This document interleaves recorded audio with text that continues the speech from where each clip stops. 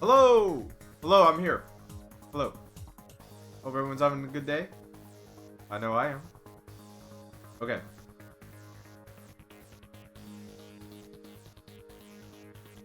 I just learned about it from the tournament I watched, and it's dope. You mean Tekken? Yeah, Tekken's dope. Hello, Jerry. Hope you're recovering from Combo Breaker. Yeah, a bunch of people went out to Combo Breaker, and like, hope that was fun. It looked fun. Hopefully, none of you catch any diseases there, which is scary. But that's how the world works now. Hey, I'm late, so I'm gonna roll the intro.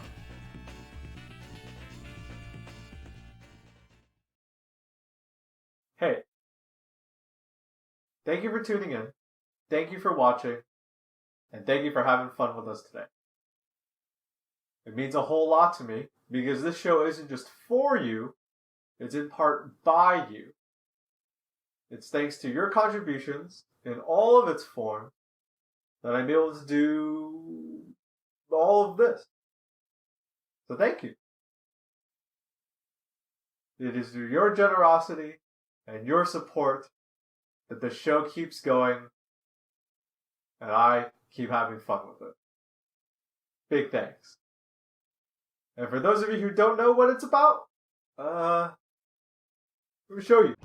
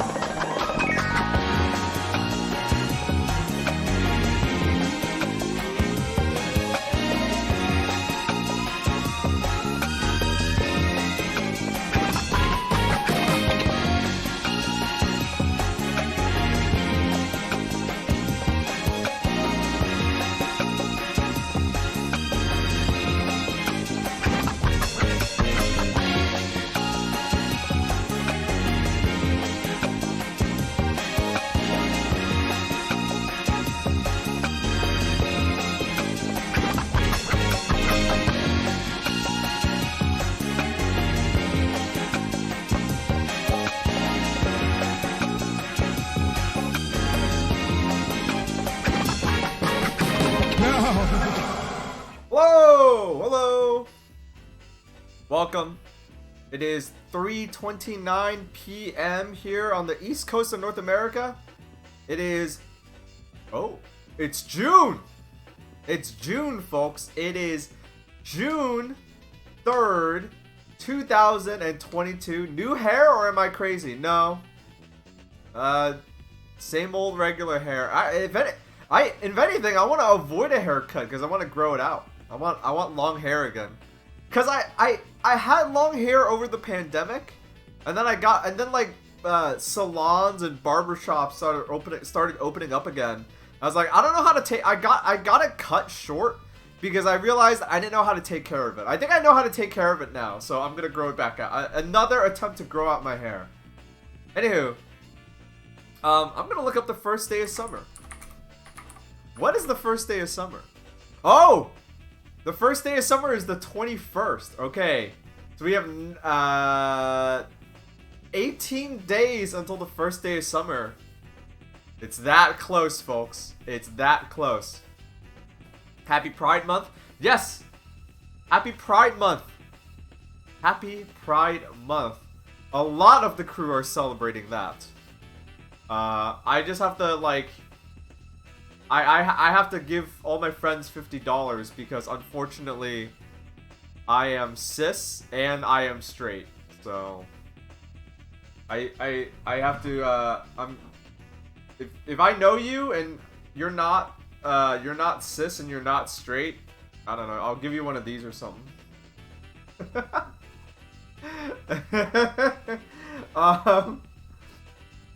Anywho, what's good, everybody? It is June 3rd, 2022. Summer is really close. It is Pride Month. Weather, pretty nice outside. It's pretty nice. It's sunny. It's not like it was warm. The end of May got really hot, but since then it's cooled down a bit. So the weather is really nice. It's like cool, but it's still like go outside in a t-shirt kind of weather. So it's really nice. Anywho, what's good, everybody? As this suggests, watching Combo Breaker, I just really want to play fighting games. I mean, I always play fighting games, but like watching Combo Breaker like really wanted me to play, really got me into playing fighting games. I'm like relapsing. I thought I had moved on, chat. I thought I had moved on, but I'm getting like I'm playing fighting games. I'm getting back into Magic. Like college all over again. I'm getting back into Magic the Gathering. I'm playing Magic the Gathering. I went to my first event last night. I won more than I lost, so I'm happy. So I'm like relapsing all these nerdy hobbies that I thought I moved past, but not really. Anywho, but I'm not playing Magic the Gathering today. Alright, no card games. We're playing fight games. Okay? I think I'm gonna start off with some Tekken. Because Tekken is dope. Oh, I gotta plug in my controller, chat. Hold on. I think what I'm gonna do today is I'm gonna play a little Tekken, because Tekken's fun. And Tekken's probably my favorite fighting game right now. And then what I'm going to do after that is I'm gonna switch over to I don't know, we'll see. I might try to play something new. I might really it's not like I'm not thinking about playing a specific fighting game. I just want to play a fighting game so that because I want to get used to Fight Stick. Oh, my Fight Stick is dusty. I'm gonna have to dust it off. Uh-oh. There's a little dust on it. Not a good look. Not a good look, chat. Uh-oh. Not a good look.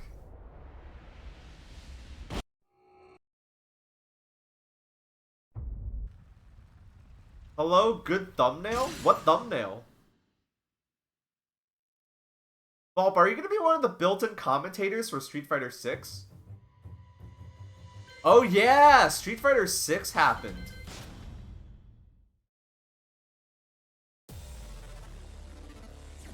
Street Fighter 6 happened. I forgot.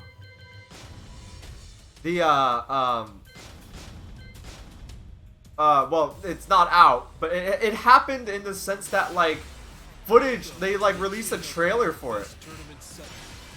They released a trailer for it. Someone brought up the built-in commentators. I don't hate it. But we can watch that later, actually.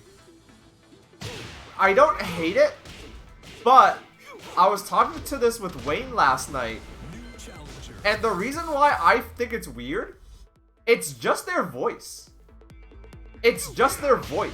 So, like, they gotta, like, it's a video game, you know? Like, it's really cool to have, like, real life casters for the game in the game, right? That's actually really cool.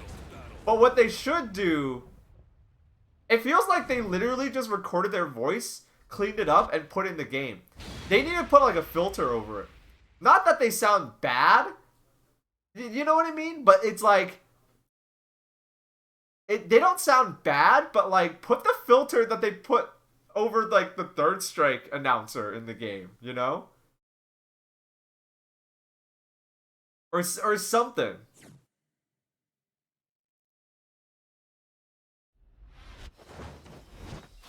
Is Bob a legit... You don't know anything about Tekken? Is Bob a legit character? Bob is hella legit, dude.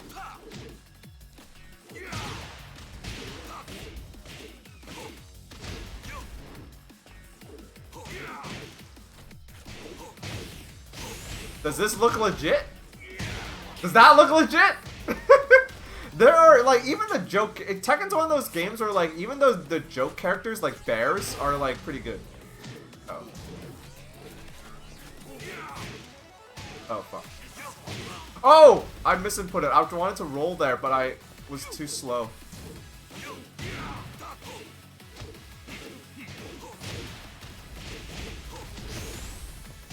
Nice. Oh, maybe... Oh, fuck, that still caught me? Fuck. I thought I was gonna roll past him. Alright, he's not respectful.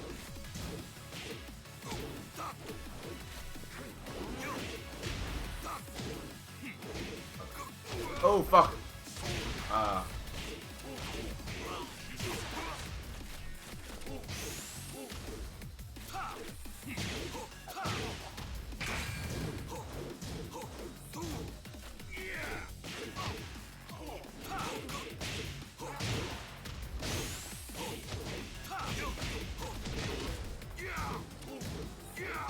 Oh!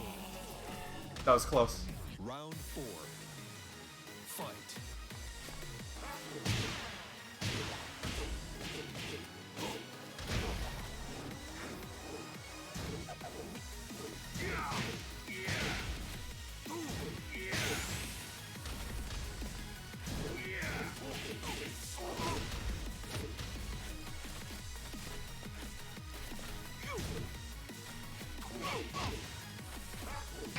Oh, fuck! Oh, this kills. Oh, I thought they were gonna mess it up there. They were. Final round. Fight. Nice.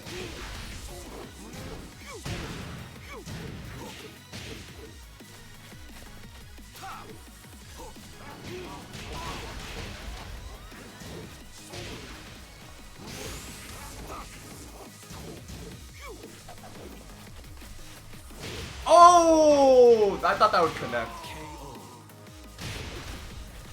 Yeah, Tekken, like, there are joke characters in Tekken. Well, Tekken 7. There have been joke characters in previous Tekken games, but, like, the only joke characters in Tekken 7 are the bears, and, like, they're still real. No offense to Bob, but Yoshimitsu is one of the coolest video game characters ever. Yeah, I agree. I don't know why do you think I would take offense to that? Oh shit. I thought he was gonna do a low for some reason.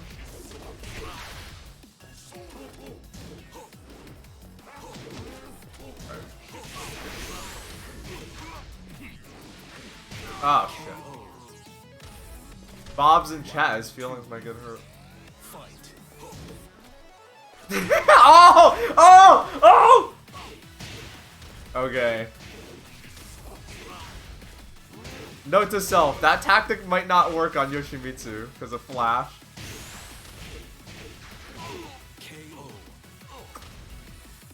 Flash is a good move when someone's trying to get right in your fucking face. What? No launch? Uh-oh. I'm trying to sidestep, but I'm not doing it at the best time.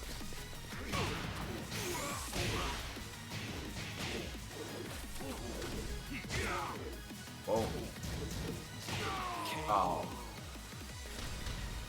I thought Bob was bald for a long time because of the emote. He can be. I can make him bald, but he's not bald. Bob looks like a weird Norwegian man with his haircut.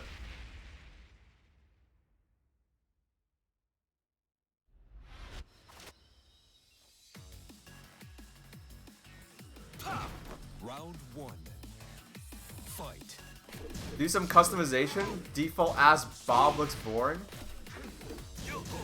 Anytime I have a few characters dressed up, but oh shit. I have a few characters dressed up, but I don't know. I'm one of the people, like, I'm one of those people where it's like, I don't know. I want to play the game.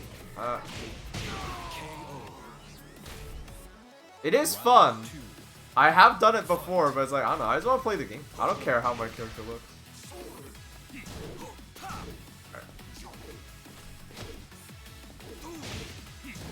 Alright, he's starting to slow it down. Oh, damn it. Okay. Oh, what? Okay.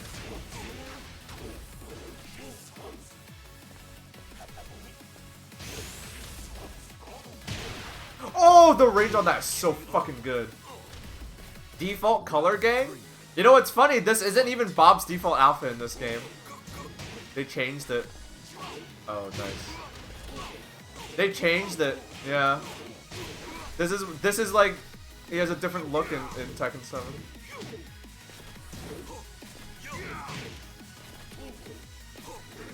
Oh, nice. Oh! I hate how awkward fighting Yoshi is. Oh, damn, that was unblockable. Do you prefer normal Bob or Slim Bob? Slim Bob isn't in this game, so there's only one Bob. Slim Bob was just a thing for Tekken Tag 2. Slim Bob is like an actual joke character. He's half a joke character. He's okay, so you're like, oh, is he a joke character? But the thing about that is, I heard that in Tekken Tag 2, people would run Bob and Slim Bob as their two characters. So, it's only half a joke. It's like, okay, here's one of the best characters in this game, and like, your other character can just be a downgraded version of the best character, one of the best characters in this game, so.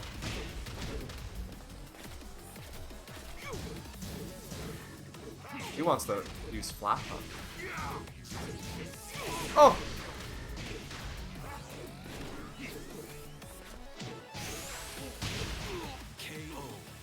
Alright. Round 2. Fight. Oh, what the fuck?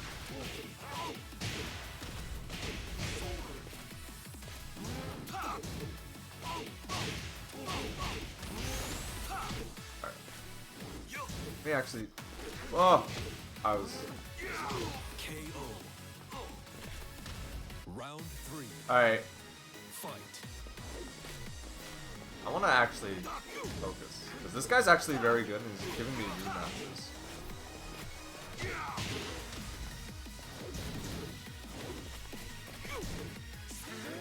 Oh, what the? Yoshimitsu actually has really good range on his, like, really, like, on his, all his, like, weird... On his, like, weird, like... They're weird and slow, like, they're unblockables and they're slow, but they actually have really good range on them. Oh, fuck. Ah, fuck. You lose. Get ready for the next battle.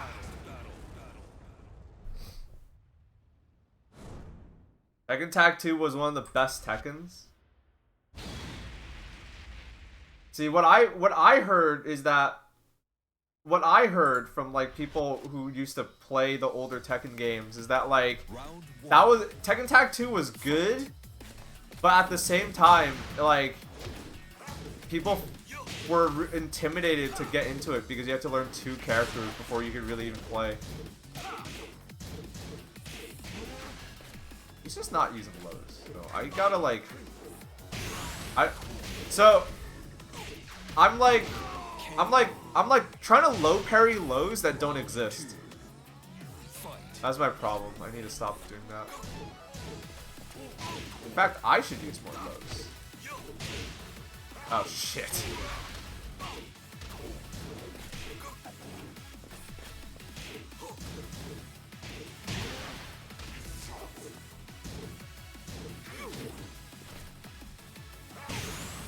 How did I get launched? Is Bayo 2 still a Nintendo exclusive? Yeah. You can get it on Switch now, but Round 3. you know, you can't get it. Like, Nintendo basically bought Bayonetta. Like, it's theirs. You know?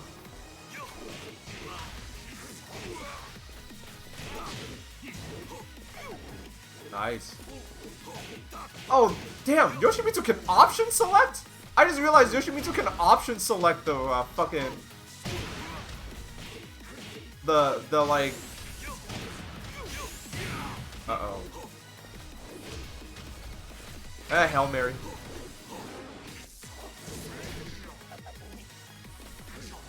Oh, what? You lose. But, yeah. Nintendo basically, like, because they funded the game, because they, like, funded the creation of the game, you know, Bayonetta's basically a Nintendo thing, and it's probably gonna be a Nintendo thing forever. Which is funny, right?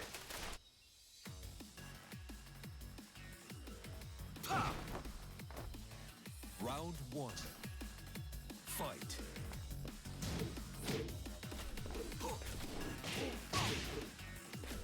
Yeah, he's just not... Oh, fuck me.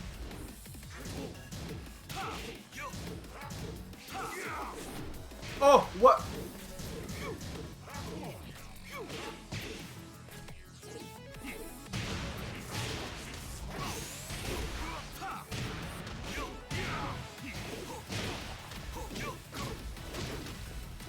Oh. KO. Round 2. Fight.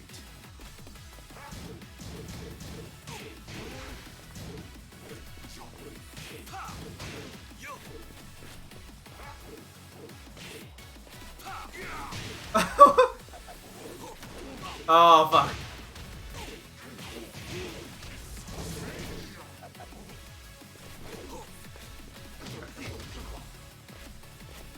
I want to get a win on this guy. You know?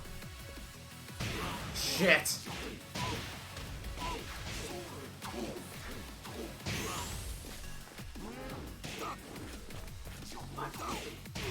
What?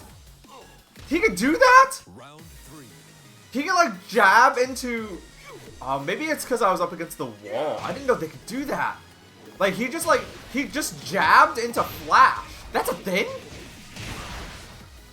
Oh, fuck. Is that a thing they can do? That's kind of dirty.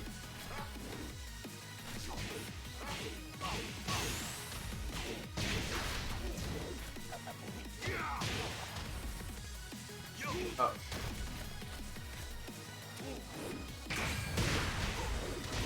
Was actually probably not the best use of my rage drive. Get ready for the next battle.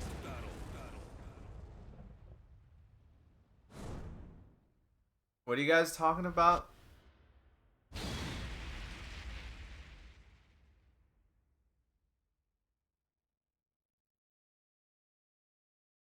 Smash Ultimate? More games need guest characters. That's half the reason why Smash is so popular. Round 1. Is because it's just like this unending hype train. Like, that's a current trend in fighting games as a whole, but Nintendo has like Nintendo has the ability to... Sorry, it's hard to talk while Yoshimitsu's trying to kill me.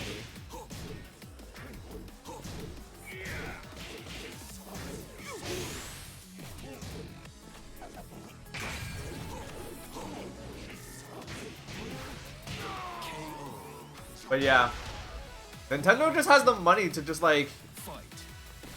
do it. Like other companies like have to like, you know, you don't see Johnny Nutmeg in their game because they can't afford it.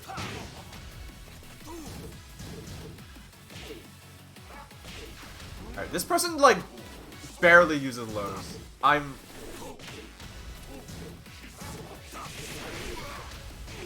No, wait, that's a frame trap, is it? I'm not in rage yet. Fuck.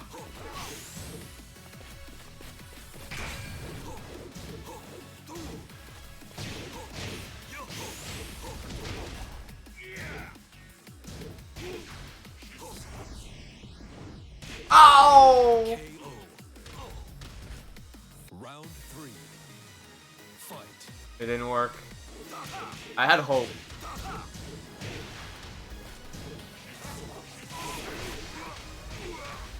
Alright, this guy knows his stuff actually. Because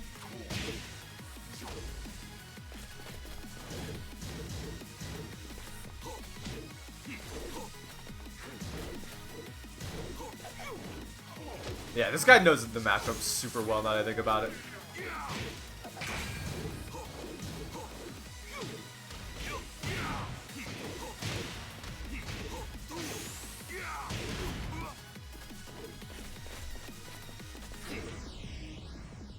Uh-oh. Oh. What? Oh my god. Get ready for the next battle. My punch went right over their head. Wacky ass stanky hitbox. No, they were crouching.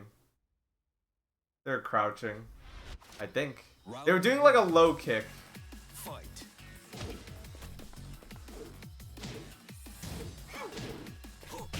Nice.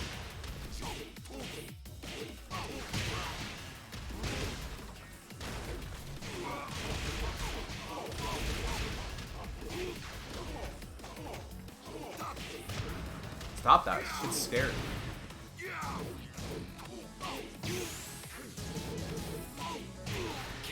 Okay. I was mashing because I thought that string was minus. Fight.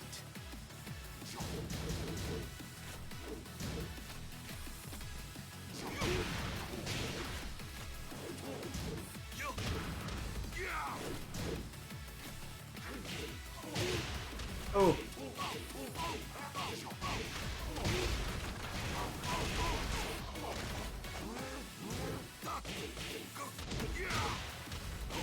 Is the wall here? No!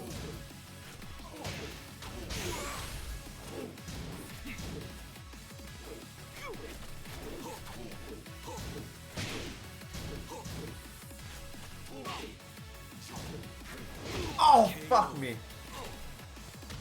Round 3. Fight.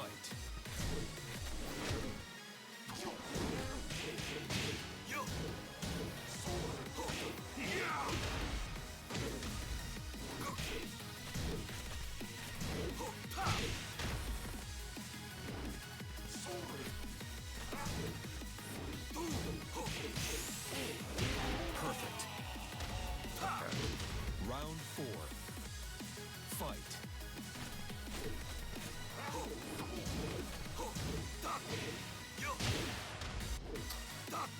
So bad. Oh! Fuck!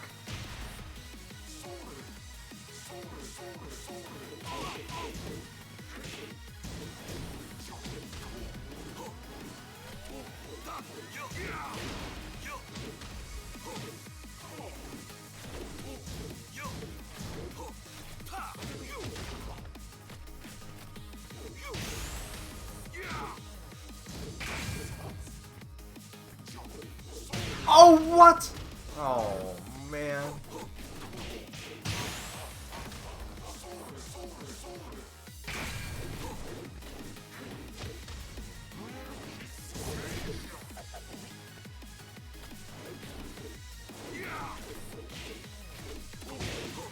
Oh. You lose. Yoshimitsu's really good at timer scamming people.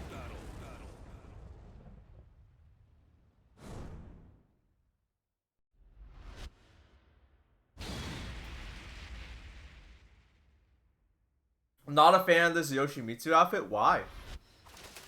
Round 1. I mean, it doesn't look that good, but it's better than like all the other dumb cosmetics in the game.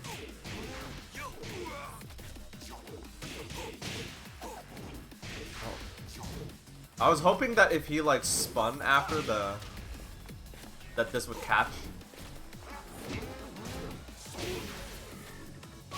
Oh, you don't duck that? Fuck.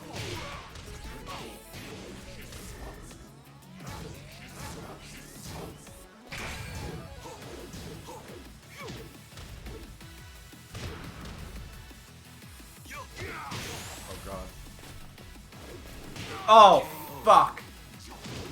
I just don't know this. I don't know this matchup well at all.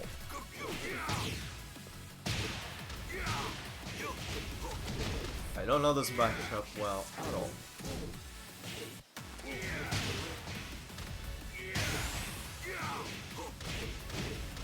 KO. Round 3. Fight.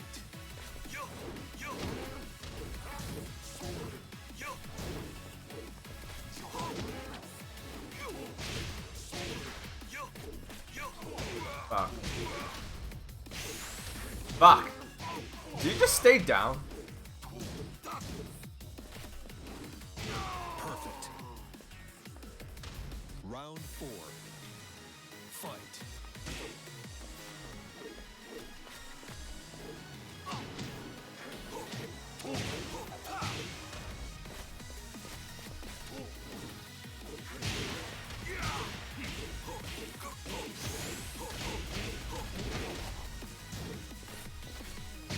Ugh! Ugh! Final round. Fight.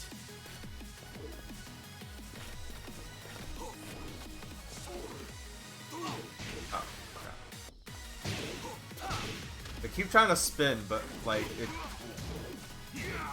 it beats the other. Okay, it's not an option select. It beats the other options, but it doesn't beat that. Or maybe he's like mistiming it or something. I bet you that's an op. I bet you he can do that for free.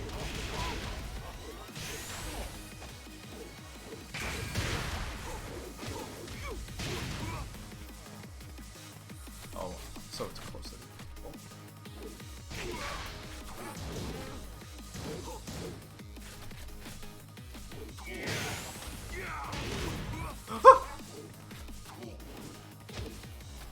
Oh, now he does the lows, huh? Fuck me! You lose. Damn it!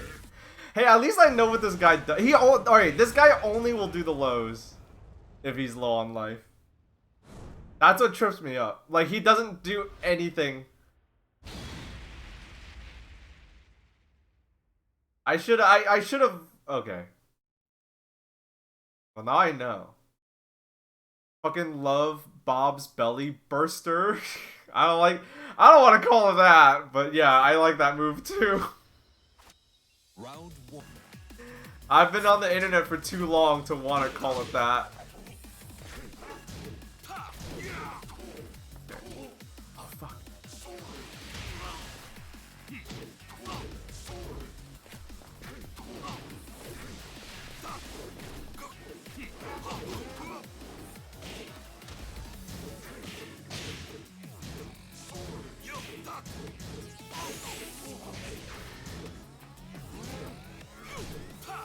Oh, that would have worked if I had more health. Round 2. Fight.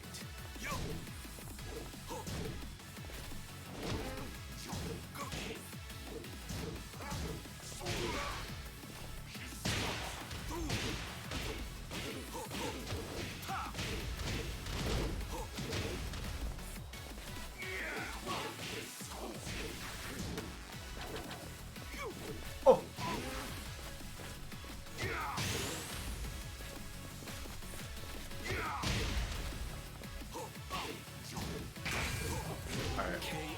Phew!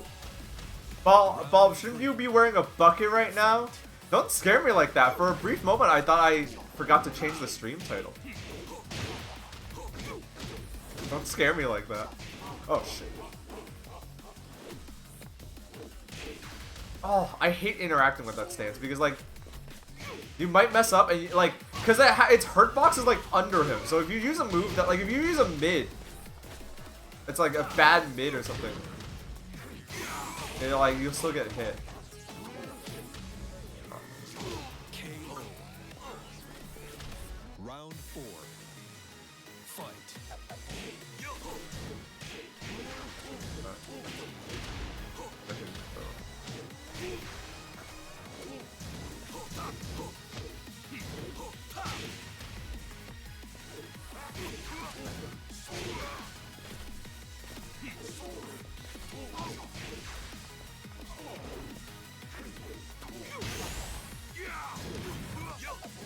Oh, fuck me.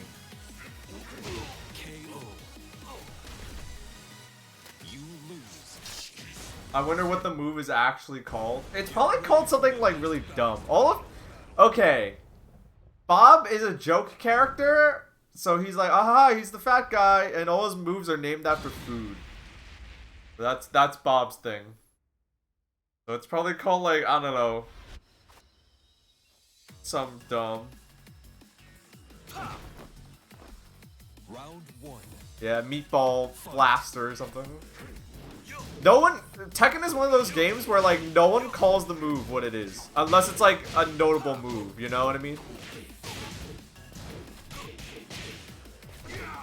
No one calls the move what it is, unless it's like a notable move like electric or like electrics or something. You know? Oh, I should have killed him for that. Now he's gonna kill me.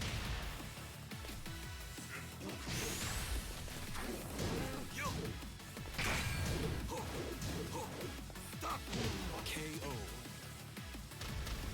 Round 2. Fight. It's literally called Bob's Belly Burster. Who would have guessed? Fuck off.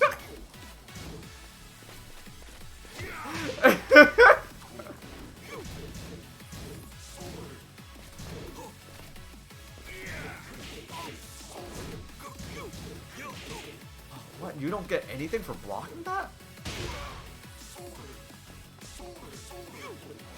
Oh, nice. Nice.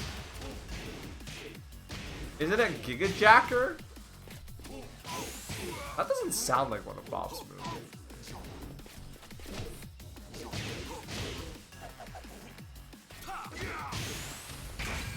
Oh, why'd you stay down? You're dead. Never stay down against Bob. You want to get up off the ground really quickly if he's enraged because of that situations like that. Like if Bob's not enraged, sure, go for it, right? Try it. But like, at least roll. That's my advice if you ever go up against a Bob. Never stay down if they're enraged, because you can just die.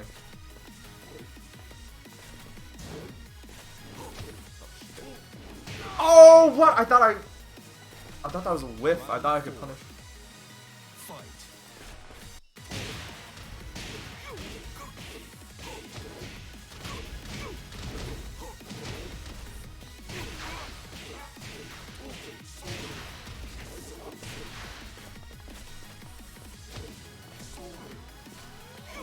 Alright, out come the lows. He's doing lows now.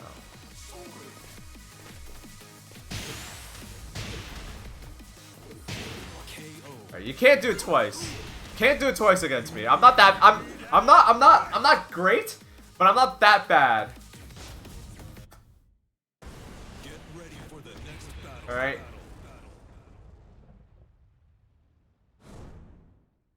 Fool me once. Shame on you. Fool me twice. Shame on me. You can't do it twice. Yeah, that's Bob's real name. Bob's name is Robert Richards. Someone at Bandai Namco likes the Fantastic Four.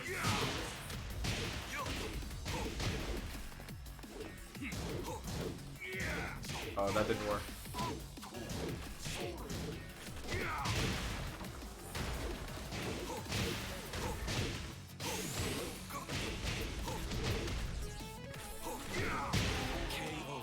His name is Bob Dick. Round 2.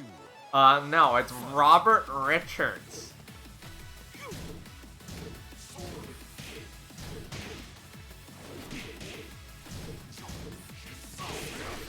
Oh, what? What? I feel bad for this guy. Why is everything he's... Uh-oh. Go punish. Oh! That truly is an unfortunate name. I mean, it's a comic character ass name. It's literally a comic character's name.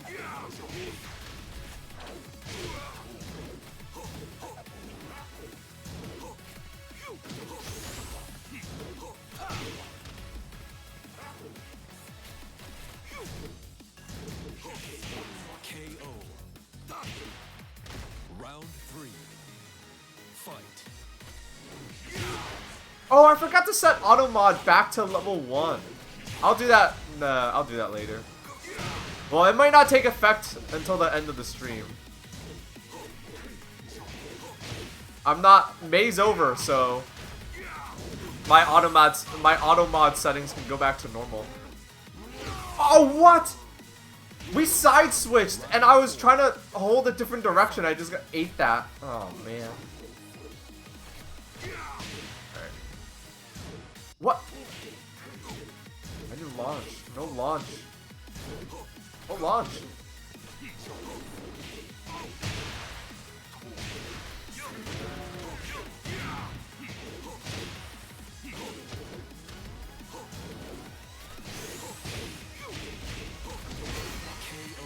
What happened in May? Good things happened in May. I got on the front page of Twitch. That's what happened in May. But because I was on the front page of Twitch, I mean, it meant that I had to bump my auto mod settings up. So that, you know, people didn't come in here and say mean and bad things. Baaulp got on the front page of Reddit? Don't say that. That's a bad thing. Are rematches infinite? Yeah. I started watching that Bucket Challenge stream. Shit's good. Thank you. I'm glad you like it.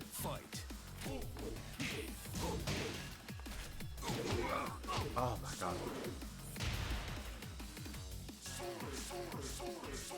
Wait, Weaker, are you saying you changed it for me? Or are you saying I should change it? Okay, you already changed it back to level 1 for me? Thank you. That's actually really nice, thank you.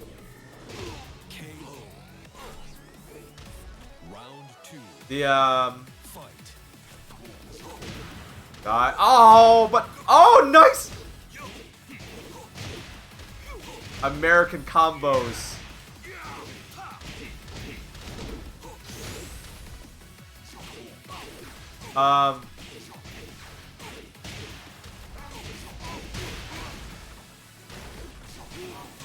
Hold on. Oh, come on! I mean, good on that guy for calling it out, honestly.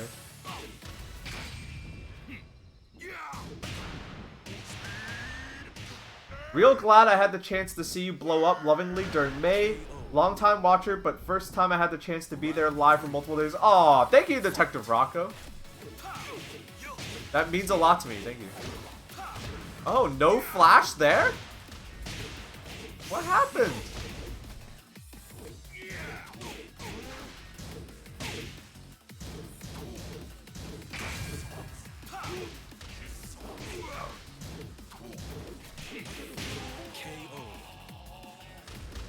Round 4. Fight.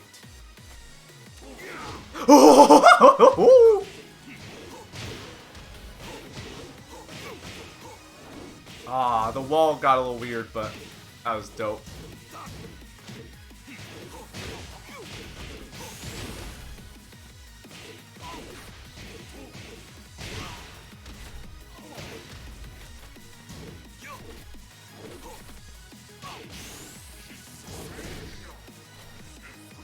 Oh!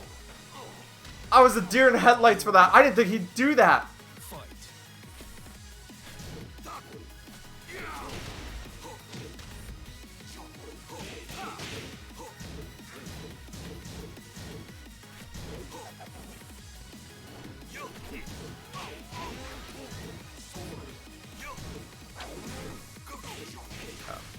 Oh. Yeah, Yoshimitsu does have like a suicide move. And it's like, it's real. Yoshimitsu's cool. Because the suicide move is like, it's real. And even if you're at 0 health, if you kill your opponent with it, it counts as, I'm pretty sure if you kill your opponent with it, that counts as a win for you. Because we both ended the match at 0 health, but you'll win if you beat your opponent with that move. You mean the character isn't named Screez Jr.? Yeah, my character's name is Dark Start. Round 1. Fight. Thought that was a punish.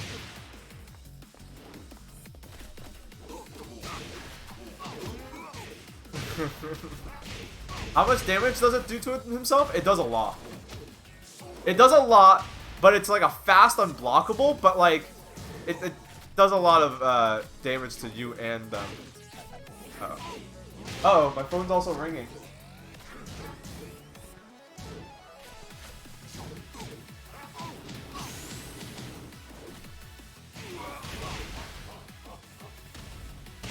KO. Round 2. Fight.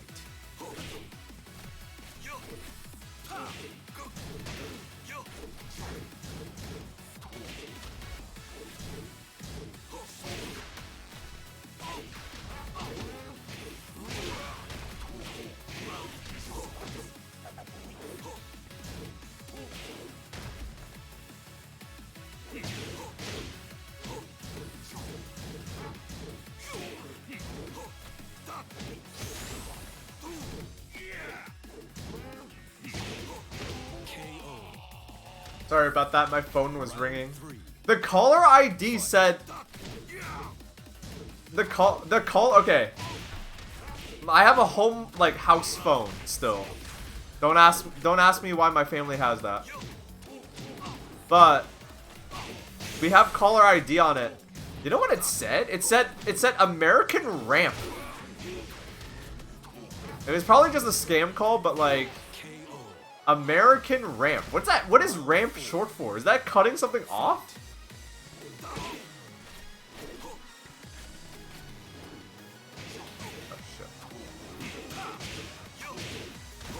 No, what?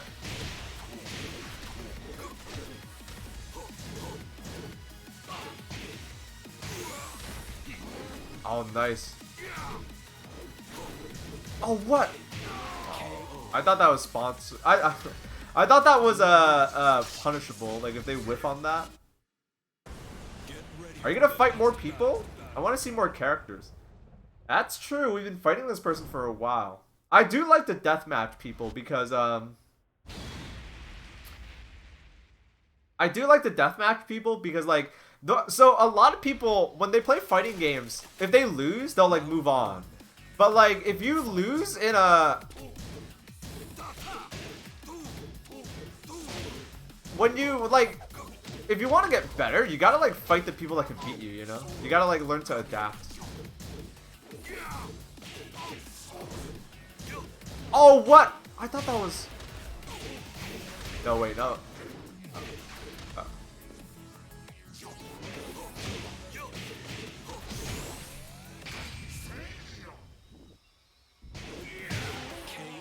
I don't know if that was a misinput or what, but that was very risky. And, this person does not have a high... you know, I get the feeling I'm holding this person in higher regard than they're holding me. Because they're like, oh, that'll work. This guy's an idiot. No, that's not going to work against me, bro.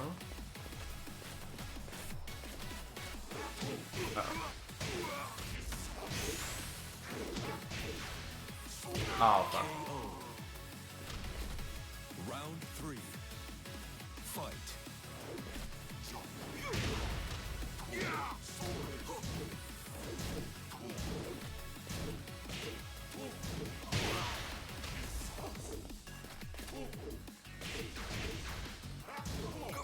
Oh, fuck me.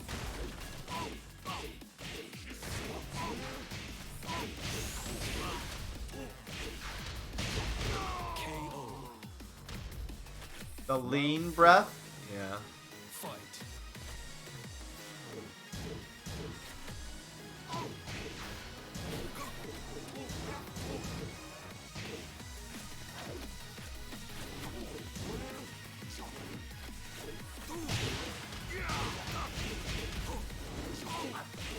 Oh, I hate that.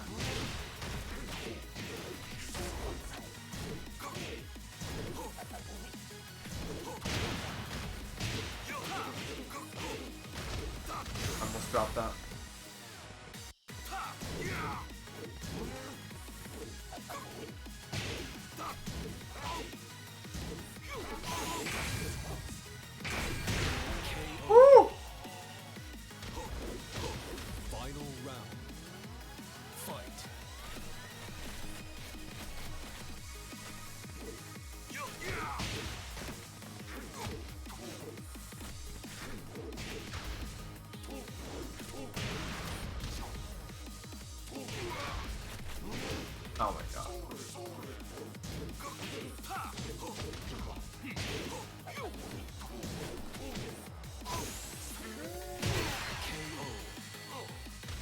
Fuck. You lose. Alright, we'll move on because someone wants me to move on. But that is like, when you fight characters that you're not used to fighting, or if you're not used to fighting like people, you're not like people that can beat you, like you gotta keep playing against them. That's how you get better.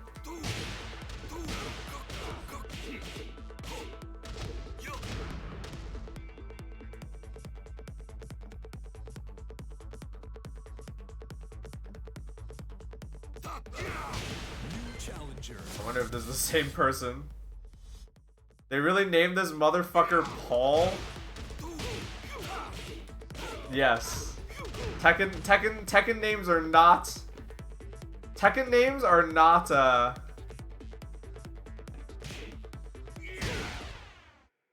am I trying to say? Tekken names? For the next battle. What am I trying to say?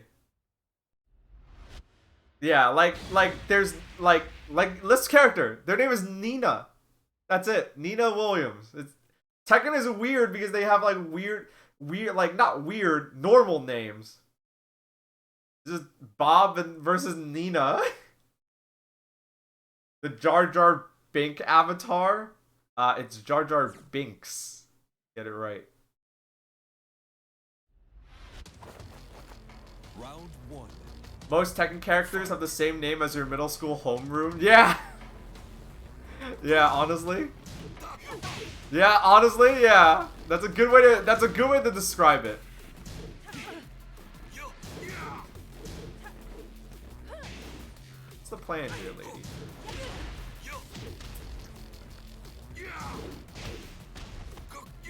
Oh, fuck me.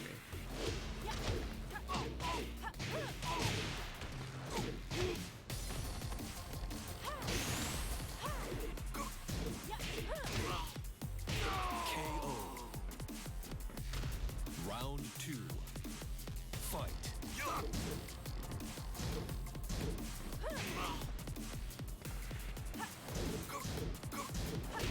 I might be mixing myself up today, so I need to stop that. Woo! I knew a kid named Noctis.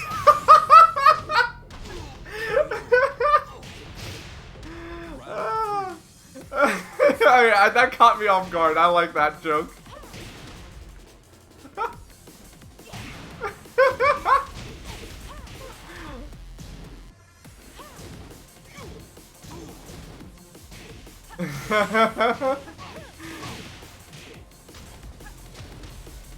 Yeah, I knew a kid named Akuma. They fucking sucked. Perfect.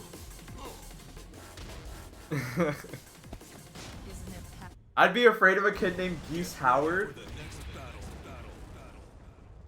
If I recall correctly, it's illegal to name your child Akuma in the UK. Is that a joke, or is that like... Is there a weird thing about that? Round 1. Like, Fight. no, I think it's real. You're joking. No idea why? There's gotta be a reason why. That's like really random. That's so random.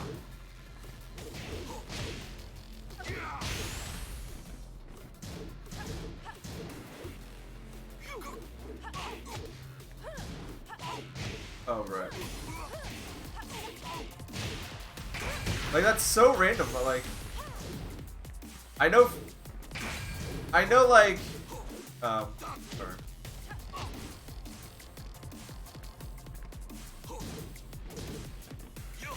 Oh, damn. Akuma means devil, doesn't it? Sort of? I don't know Japanese. Akuma does mean... Wait, really? So you can't name your kid any variation of, like, devil in the UK. But, like, don't they have free speech laws? Round 3. Uh, Fight. it's because Akuma wants to unite Ireland. Yeah.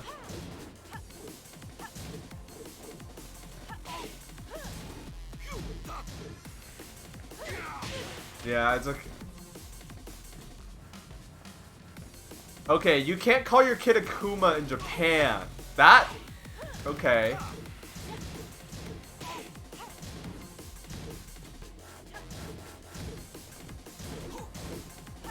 The duck, huh?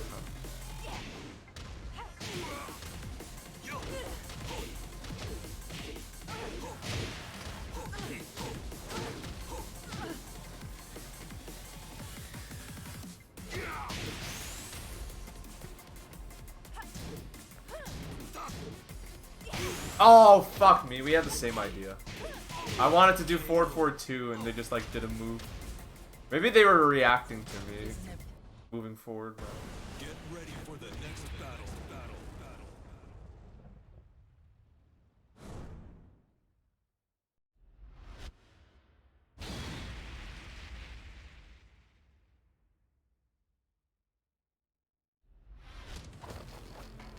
Round 1. Is it real that like England is crazy? So it's the Queen's birth like 90th like 900th birthday or something. All right, I'm about to talk shit on the English, but like the Queen has her like 900th birthday or something, and it's called the what was it called? It was called the Platinum Jubilee or something like that. Is that really what it's called? Round 2. That's God. Fight.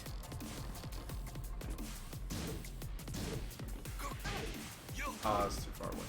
Yeah, I don't know what I'd do if I lived in the UK.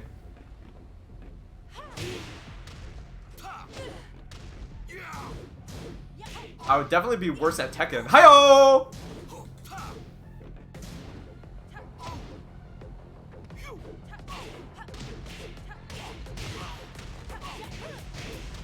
Hold on, I'm in the middle of a fight, but let me redo that with hold on.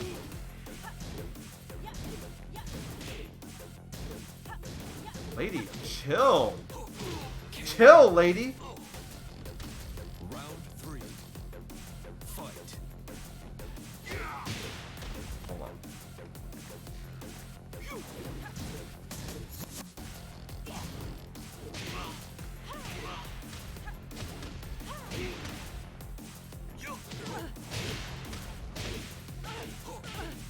You gotta know how to press Nina out of pressure.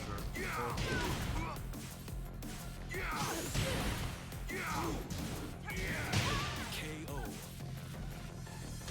Round 4. Would you have the same amount of good dinner in the UK than in America? No. America is the I'm gonna sound hella brainwashed here, but America, the food it is to some degree still the land of the plenty, and my dinner I imagine if I was born in the UK or if I emigrated to the UK instead of the US, my dinners would not be as great. Perfect. They would not be as great. Final round. Fight. Oh, what? I fucked up. Nice.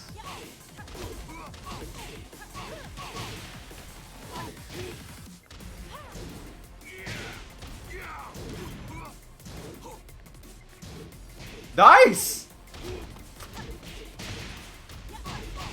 Yeah, I'd be eating like Wigan kebabs or something.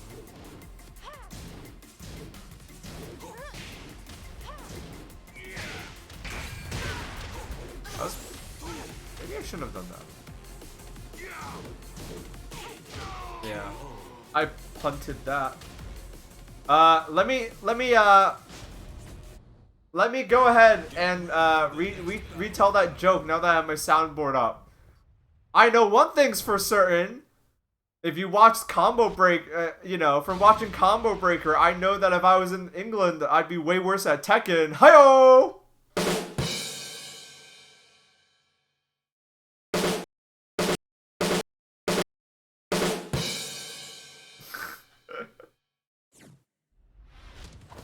It's confirmed. Round 1.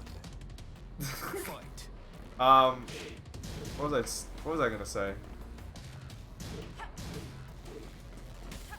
Oh yeah, no, it's just like I don't know. Maybe you know, it's you know, I've diagnosed myself. It's because I'm Chinese American, so I have, you know, I'm Chinese American. I have like double the reason to not like the British, you know. I have like double the reasons than the average man to not like the British. Fight. They rub me the wrong way. You know, it's like, and so like, okay, it's not even the people of England, it's the monarchy. It's stupid.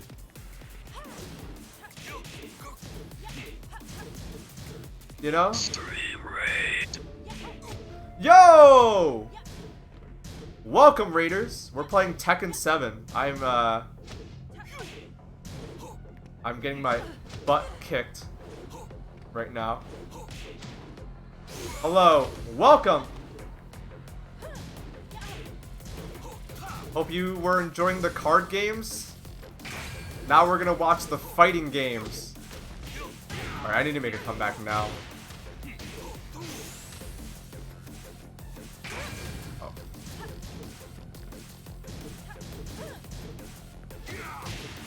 Oh, timer skip! Timer skip! No!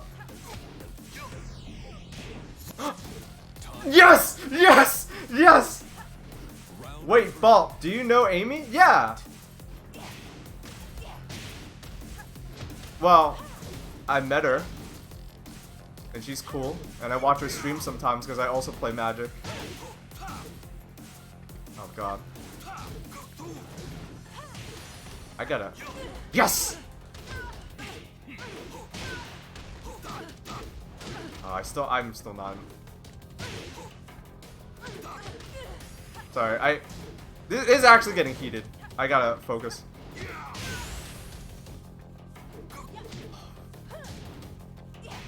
Oh. Oh! Yummy in the tummy. Baaulp Builders meal stream. Yes! Thank you, Inverted Arrow, for the $3. Much appreciated. Muchas gracias. Are we winning? We might be. Let's see how this round goes. Nina is a very tricky character.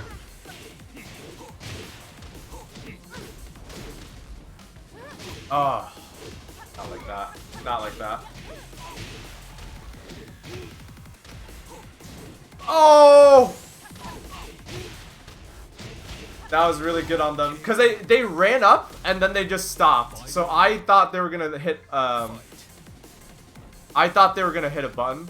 And they didn't. Oh, nice. This person is starting to show why they are much higher ranked than me.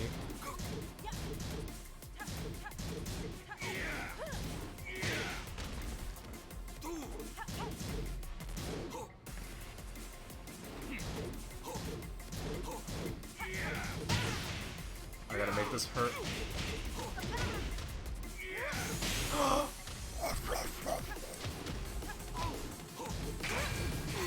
Oh, what? That did. Oh. But yeah, welcome, Raiders. If you're still here, we are playing a very different kind of game. We're playing Tekken 7, one of my favorite fighting games. Chipped you with the wall splat? Yeah, I didn't even think about that. We're playing one of my favorite games, Tekken 7. Round 1. It's very intense. Because fighting games are like that.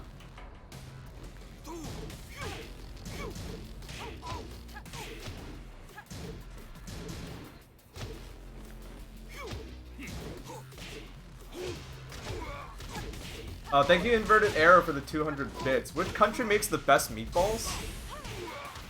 I don't know. I'm gonna default and say Italy. America makes the best meatballs?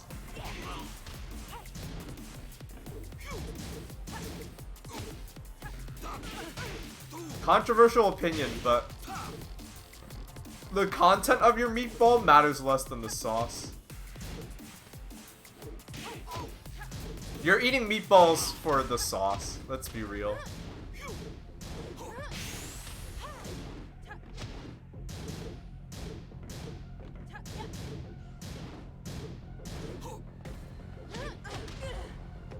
How did this? Don't stay down.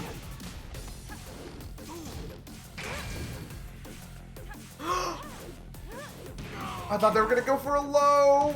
No. Round 3. Fight.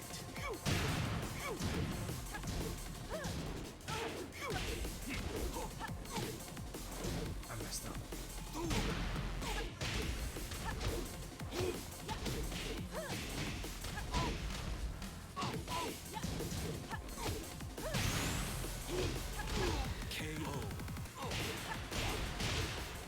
Damn. Alright, I'm gonna play like 2 more against this person. Get ready for the Because they're good, and I need to get better, and I would like to get better. Those cancels are scary? Yes, they are very scary. Nina is like... Nina's one of those characters where, like, the only people still playing Nina are people who really are, like, dedicated. fight. So, like, I feel like there are no bad Nina players left. Which is cool.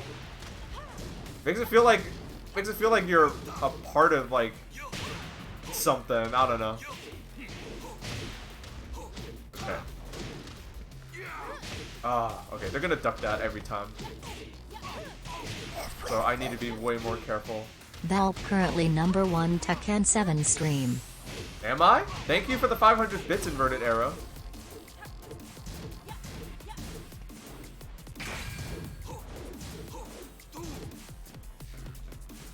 They want to do a low. I'm gonna do a low instead. They want to. I'm gonna do a low instead. No! Oh! Round 2. Oh shit.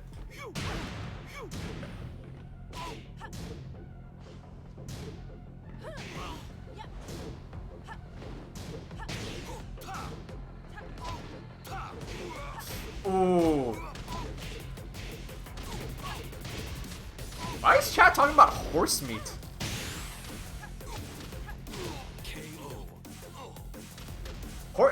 Here's my opinion on eating horse meat. I don't know. If you come from a place where people eat a horse, whatever. It's not like horses are endangered, you know? Alright, real talk. If I was in a country where people eat horse meat, and I was like on vacation or something, I'd try it. But even if I liked it, I would not come back to the States and be like, yo, we're gonna get some horse meat, you know? You know what I mean? Horses are just fit cows. That's a good way to look at it, honestly.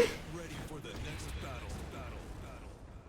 I'd like to try horse in Japan. Yeah, like if I was traveling to like Japan and they're like, hey, we'll grill you up horse meat, I'd try it. Because clearly, like, that's what they do there, right? Like, that's, you know.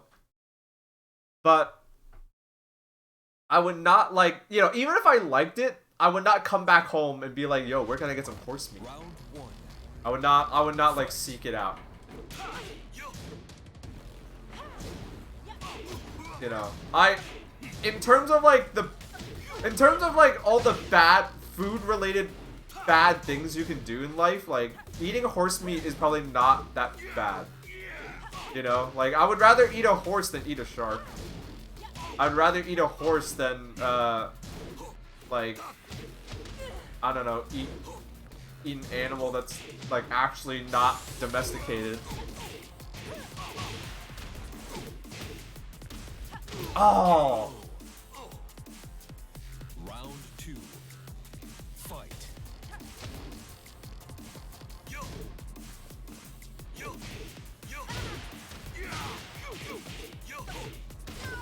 I wouldn't eat monkey? Oh, hell no!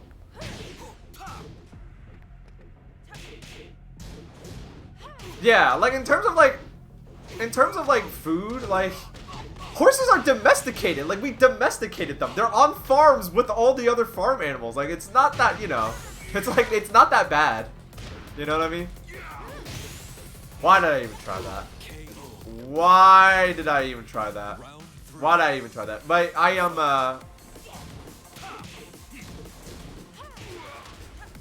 part of why I'm losing against this person is, like, I'm not able to close out these matches. I'm not blocking slides either.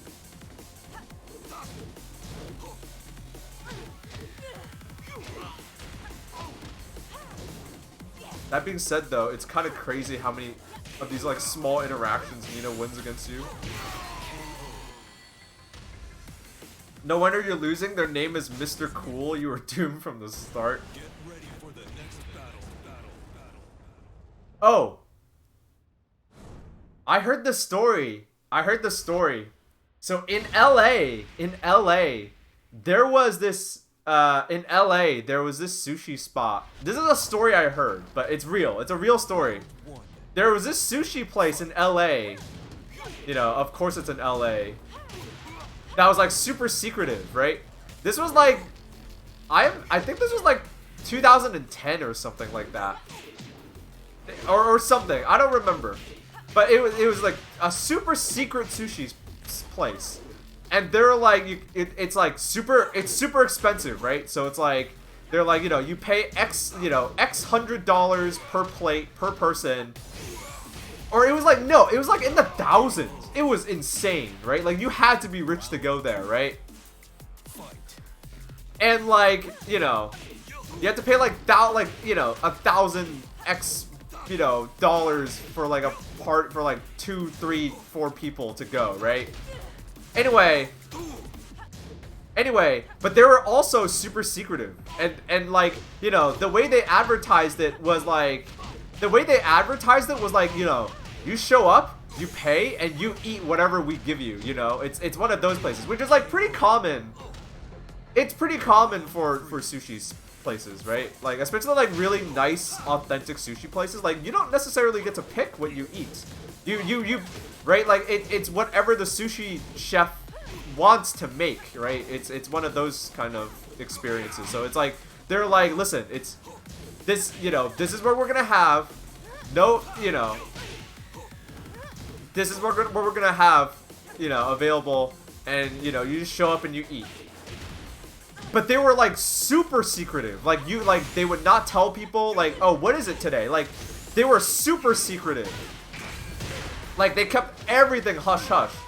And so they were like, you know, nobody went there, allegedly. I mean, like, people went, but like, no, not a lot of people went there. So a bunch of people, or like some people were like, fuck it, it's expensive, but I want to know what this place is about. So they go, and they dine. And you know what they got served? It was like fish, but like at the start, but then they whipped out beluga and whale meat. And after that, they like told people about it, or like they reported the restaurant, and like they got shut down like immediately the day after, or something like that. Why they thought they could get away with that, I don't know. But like, that's insane. That's awful. It is awful. Which is why California, it's like, according to like allegedly, because this is like a while ago, and I don't live there. This is all from like, people telling me, like, California literally shut them down the day after. You know, like, it was not like, it's like, oh, you're okay, well, you're done, bye. You know.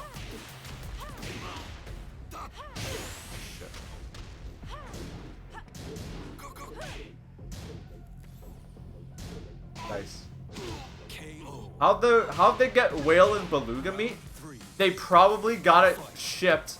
I mean, that's probably why they were so secretive, right? They probably got it shipped hush hush from Japan. Oh shit. You know?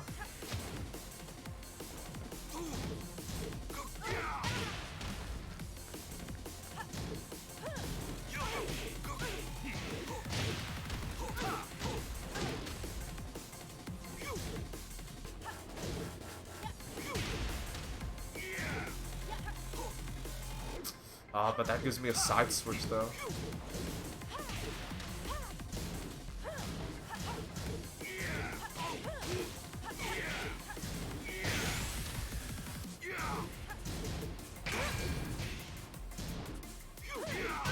KO.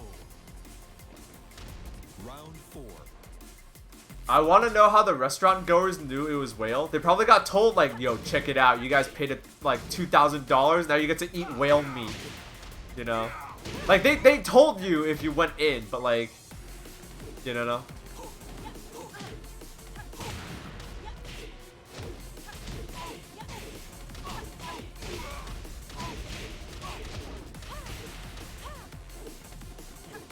Oh, I hit a bun. I hit one bun. That's all it takes. Damn.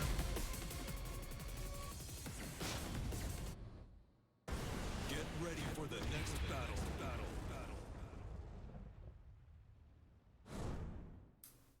Yeah, that sounds like a recipe for disaster. I don't know if you know this, but when you're rich, people are still dumb. And you could probably find lots of examples of that.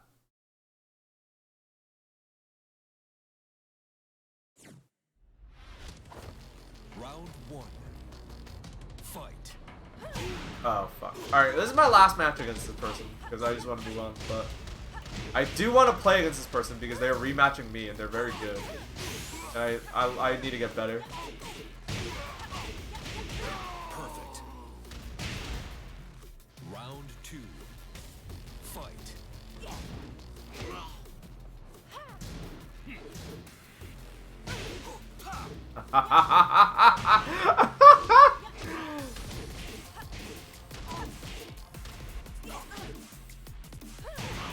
Okay, I'm not gonna win, but that's but because I spotted a username in my chat room that I already like your username, and I propose an upgrade. I do this sometimes. So there's a user in the chat currently named when the impasta is sauce.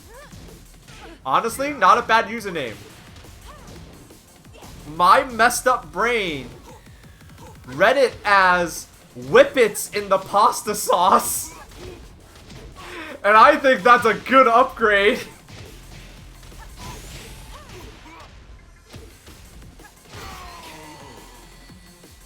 If that even fits. Isn't it past your bedtime? So, just you know, I'm not telling you you have to do it. But, you know, if you're looking for an upgrade, whippets in the pasta sauce is a... if I had to make a new username for myself right now, that's what I'd do right now.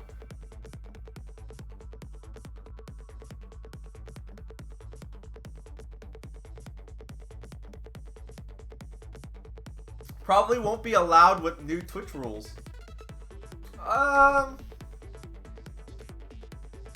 See, I was gonna say like, oh, it's whippets like the dog. It's okay, but that sounds even worse.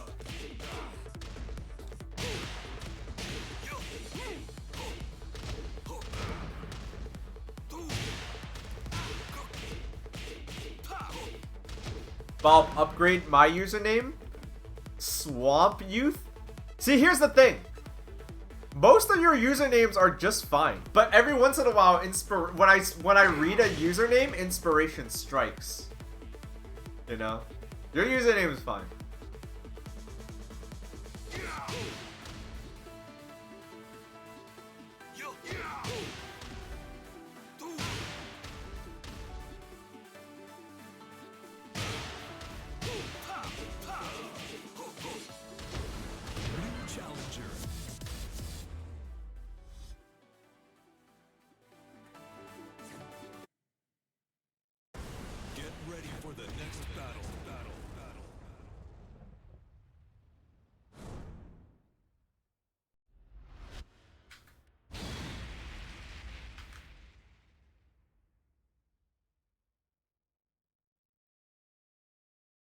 I don't know how many of the viewers are still here. Probably like none of you. But If you are, welcome. Thank you for the raid from Amy, the Amazonian. Round Shouts one. out if you're still here. Fight. Okay. Whoa, this person has... this person's like decked out in the Ukrainian colors.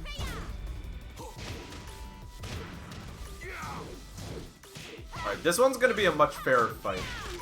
But I also don't know this character well.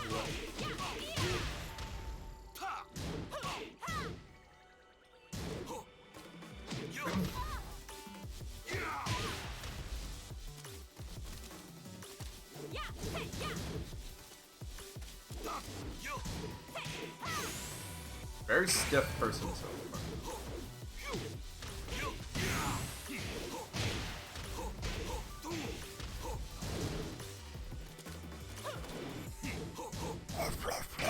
Oh, I ducked We for that. work as we are wont to do.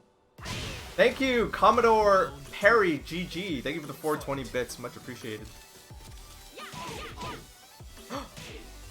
Oh. Turn off the Netflix. Alright, this person's like... This person is, like, super stiff, so...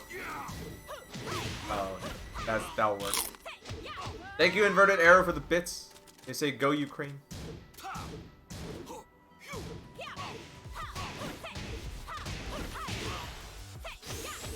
Resubscriber.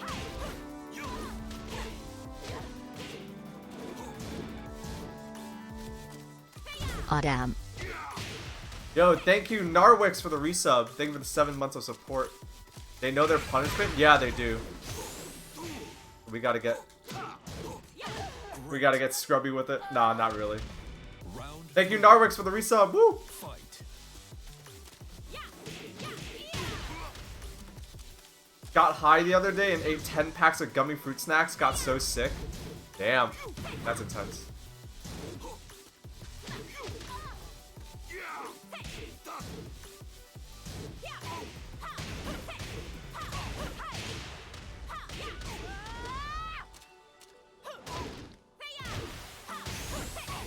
Alright. Alright, I gotta like pay attention. Because I could beat this person. Fight.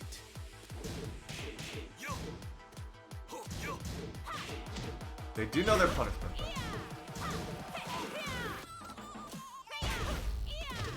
Uh-oh.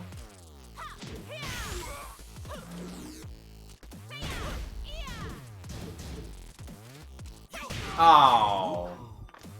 I used the move that was way too slow. Resubscriber. Yo, Brackens, thank you for the resub. 9 months of support. Shouts out. Uh-oh, my chicken looks weird. Why? What's wrong with it? Oh, by the way, you just kicked off a hype train. Alright. Wrong button. That was only one. That was single person. Okay, there we go. You guys kicked off a hype train. Thank you. Alright, let me...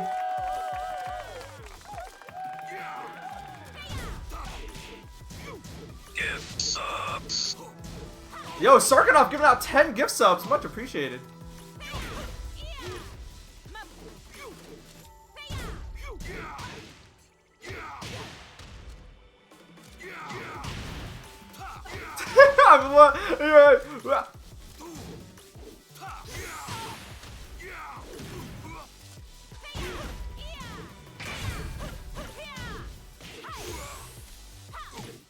Oh my god.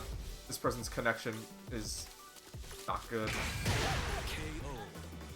Thank you, Sarkanoff, for the gift subs. Kicking our hype train all the way up to Fight. level 4.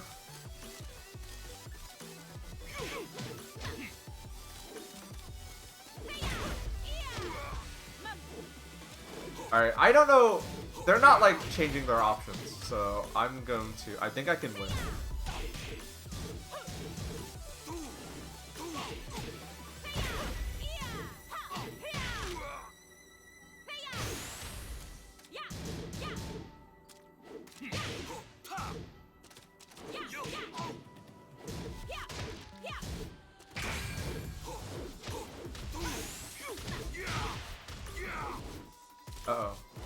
This play. Oh! I didn't finish the combo. I messed up. Round 3. Fight. I'm bad. I didn't launch that.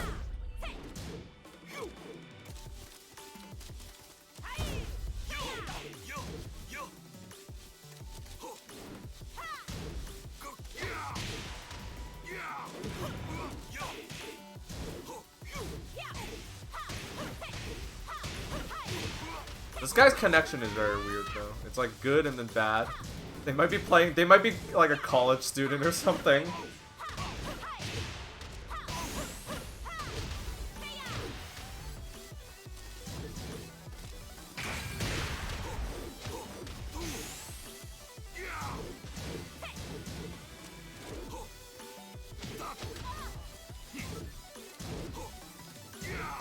I'm such a scrub. I'm a scrub. Round 4. Fight.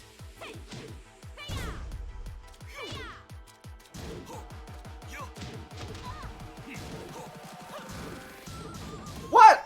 I even used the 10 frame because I thought that like the 12 frame wouldn't connect in time.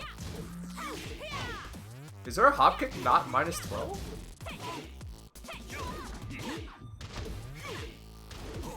Oh, come on.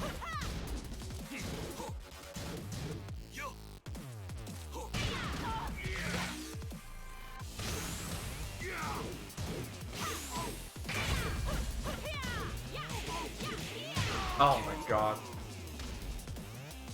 That's a guard break. I'm supposed to sidestep for that. I need him.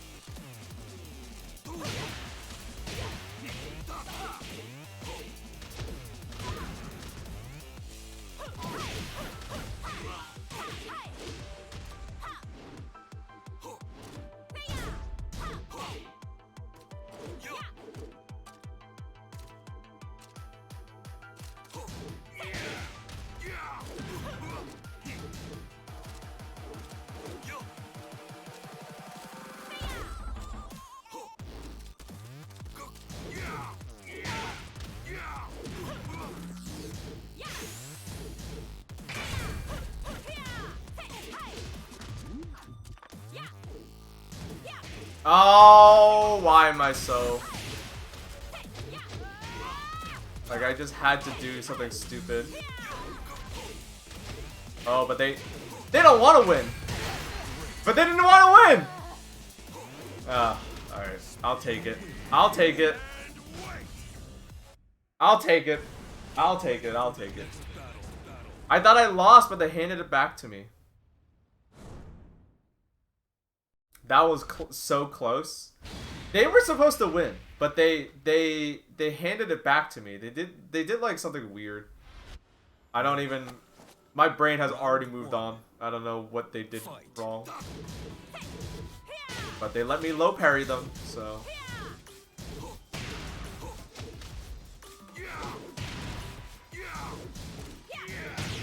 Oh no.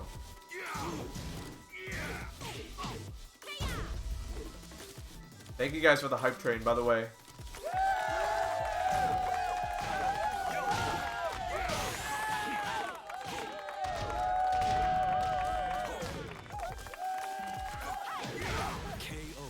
I never have any idea what's happening in fighting games, but you are having fun. If so, that's good. I am having fun. You guys want, like...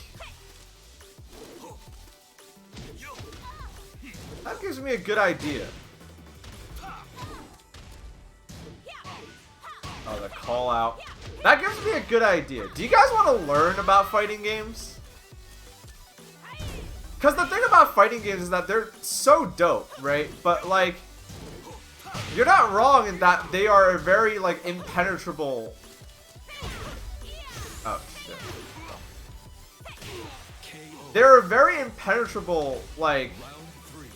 hobby, if that makes sense. Like, it's hard to know what's going on. A class with you and Mira teaching us? Right? Yeah, it's hard for a spectator to pick up on the details, yeah.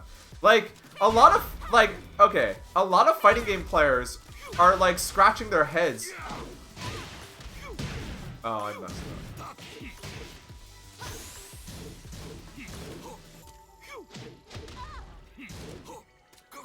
Sorry, I had to get aggressive for a moment. A lot of, so the reason why, like, you just reminded me. A lot of reason why, like, a lot of, like, the fighting game community is, like, kind of, like,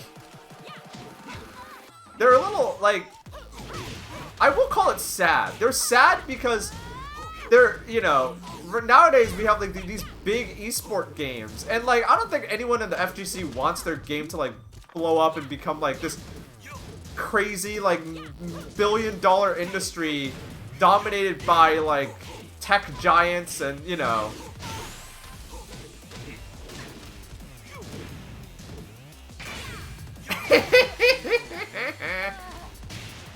Not bad. I'll fight you anytime. That felt good. Get ready for the next battle. What was I gonna say? Yeah, like, I don't think anyone in the fighting game community wants their game to be like a League of Legends, where it's like, you're watching, like, the same 10 people fight over and over again, and you know they're fighting for millions of dollars, but, like, it's all artificial and astroturfed. I don't think anyone wants, like, fighting games to be like that. But people are kind of lamenting, like, oh, fighting games are more impenetrable than people think, and so it's not really, like, this cool... It's not as cool of a spectator, like, esport as it could be. So, you know, I'm gonna keep playing fighting games. That's for sure. Like, I'm not gonna stop. I like fighting games. And I'm gonna keep getting permission to watch fighting game tournaments, because fighting game tournaments are hella cool. So... I mean, that's part of the reason why we create the fight zone, is to try to, like, get people into fighting games, but the more I think about it, the more I realize that, like, while there are a lot of people that want to learn how to play fighting games, a lot of you guys just want to watch. But even those of you that want to watch, like, you don't know what's happening. You know, you don't know what's happening. Most of the good, popular esports games, no matter how, like, impenetrable they are, like, no matter how impenetrable they are in terms of,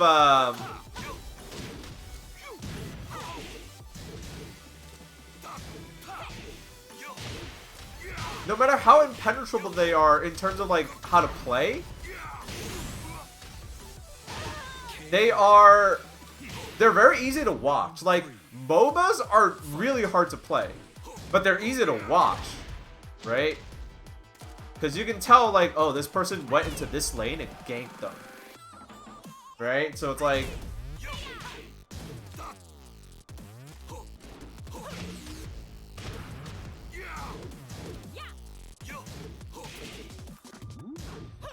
Oh.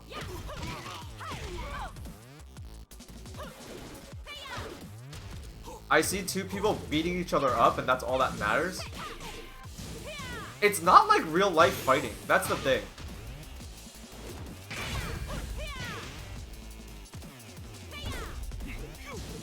It's not like real life fighting. Not bad.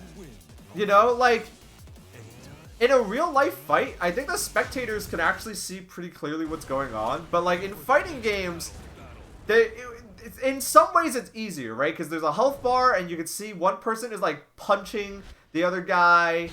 But there are also elements... Uh-oh. This person added me to their friends list. Are they gonna... This person added me to their friends list. Are they gonna... Uh-oh. Are we gonna get a live scrub quote?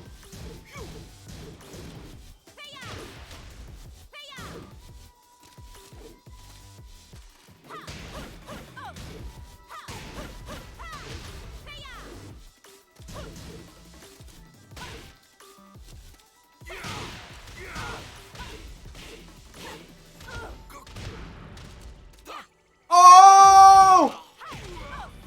I tried to do the run and tackle, and they actually grabbed me out of it. I didn't know that could happen. Well, I'm sure. Wait, yeah, that can happen. Fuck. Fight. Adding you to their to the friends with psychological warfare.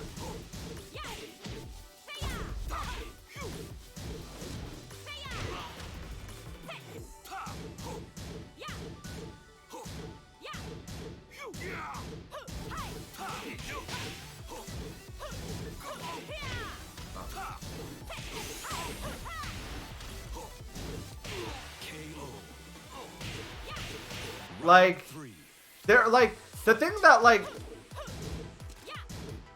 to some degree, yes, fighting games are easy to comprehend in the sense that, like, how do I word this correctly? How do I word this correctly? All right, let me beat this person up, and then I'll talk about it.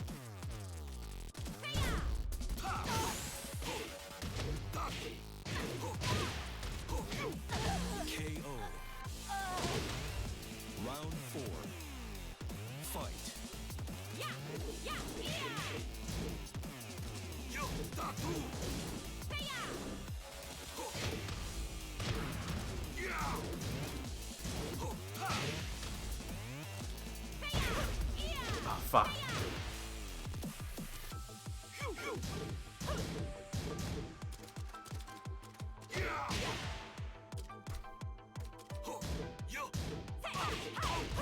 Oh, they stopped hitting buttons.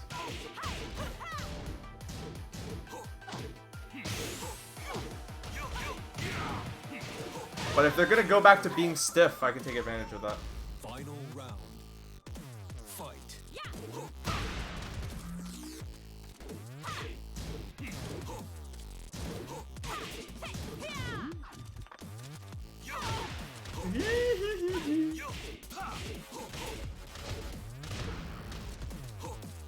Oh, damn. Okay, that never works on them. I gotta stop. I gotta stop.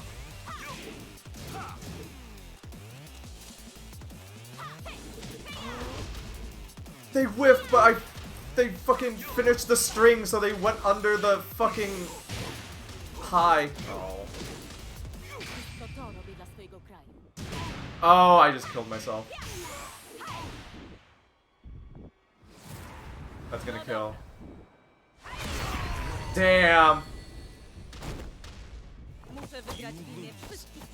Alright, I actually, you guys actually got me started. I actually want to talk about this. I'm not gonna add this person, because... Oh, wait! Wayne invited me to fight! I thought that was the... Oh, wait, no. That person did add me, but Wayne also added me to fight. So I'm not gonna accept the...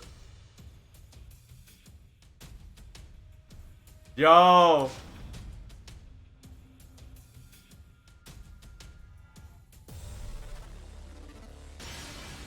Welcome to the King of Iron Fist Tournament 7.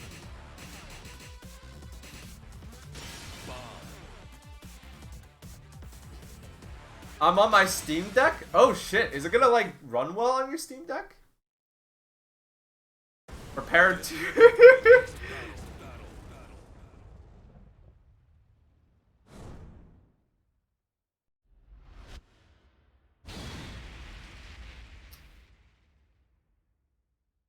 Oh, you're gonna pick the geese? Damn. I played on my Steam Deck online at Combo Break and it worked good. Did you plug in a controller, Octagon, or did you use the D-pad? You plugged in a controller? Okay. Round 1. Fight.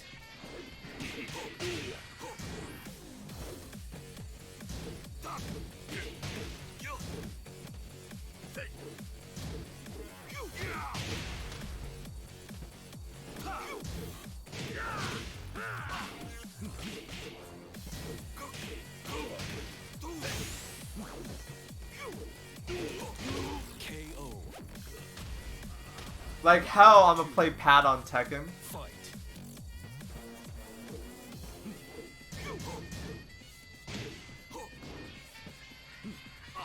Woo!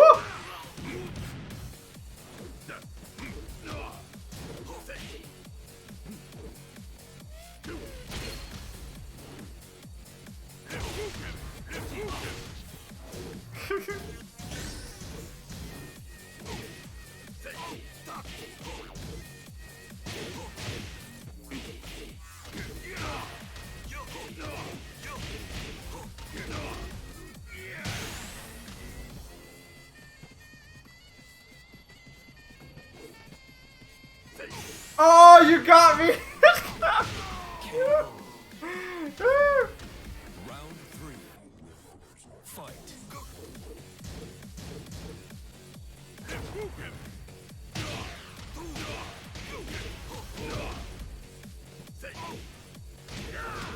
Oh, that tracks.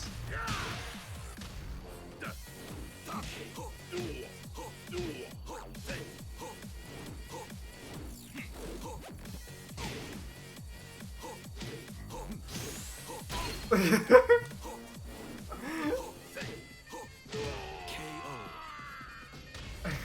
Round 4. Fight. Oh.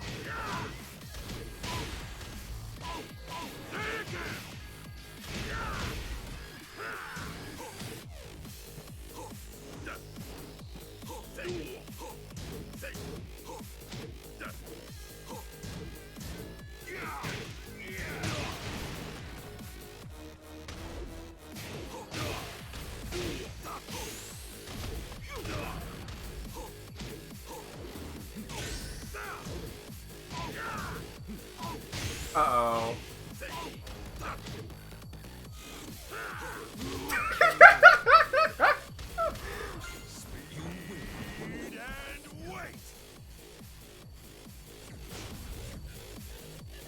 Diagonal inputs are impossible on the pad on the Steam Deck. Oh.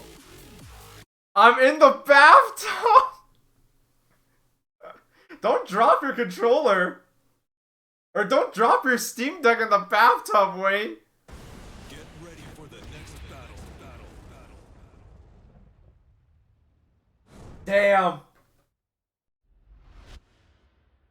Damn, the future is wild. The future is wild. I'm fighting Wayne. The future is wild. I'm streaming Tekken 7. Meanwhile, my opponent is in the bathtub. Taking a bath. Fight. This is like some Jetsons shit. Oh, I didn't launch that.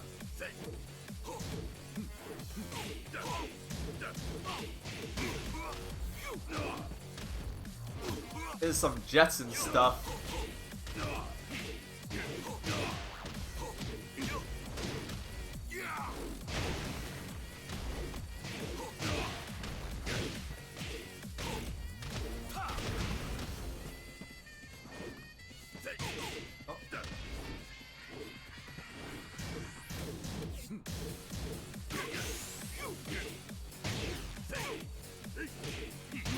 KO.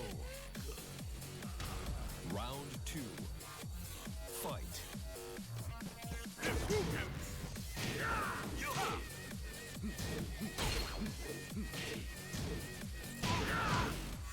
I was trying to low parry you 5 times there.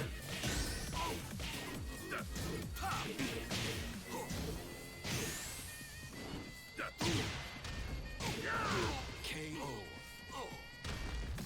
Round 3. Fight. Yeah, it says you're not on a Wi-Fi connection, but you clearly feel like you are.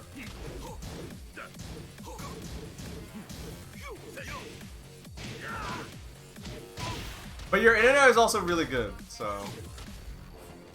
Damn, that makes me wonder how many people are on Wi-Fi connections, but it doesn't say they are. Nice.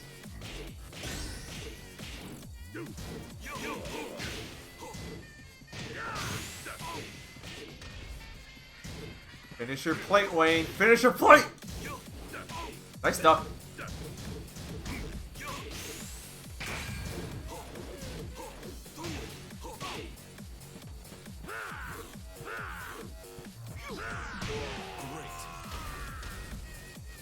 You can spoof it, I'm pretty sure. People definitely are. Oh. Oh.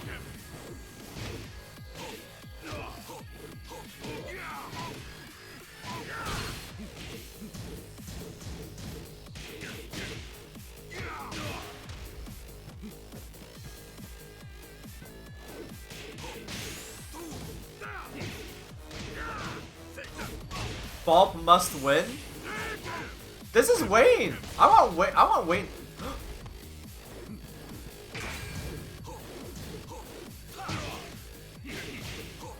All right, I won. Not bad. This is Wayne who's on the other end here. All right, one more Wayne. I don't know if you want to keep playing.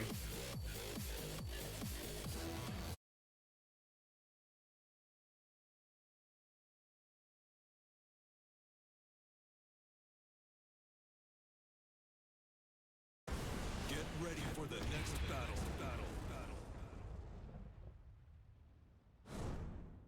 Shouts out to Actualus Online. Think about it sometimes. Prediction? Nah, no predictions.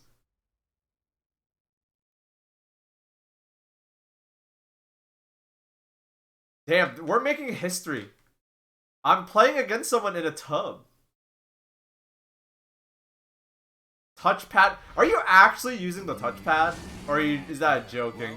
Or is that a joking?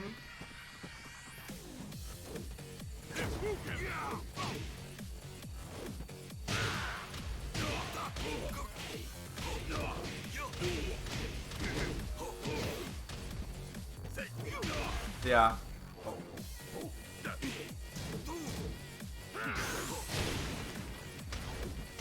KO.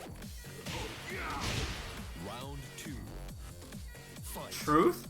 Okay, never mind. The fact that you can do any of this on a touchpad is insane. And damn, that also is sad to hear that the D-pad is not good enough for fighting games on the Steam Deck.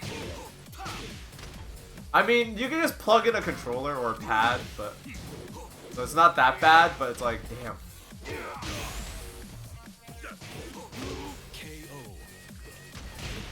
Are you a liar or a truther? Fight. I don't think it's that bad.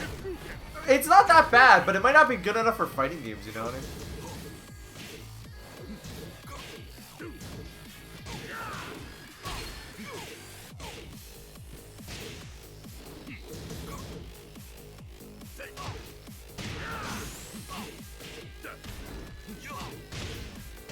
KO.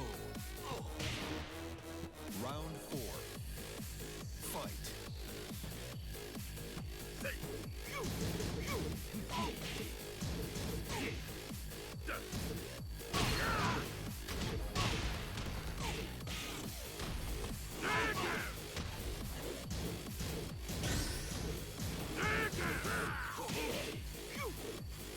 Oh, damn. KO.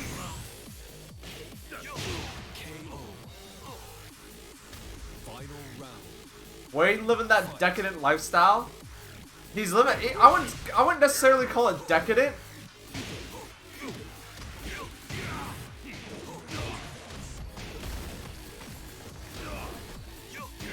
I wouldn't call it decadent. You've been able to play games on a bathtub for a while, but this is just like, you know.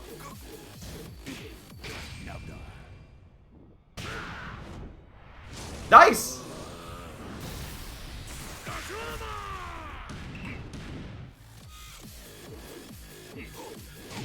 I thought that would come in.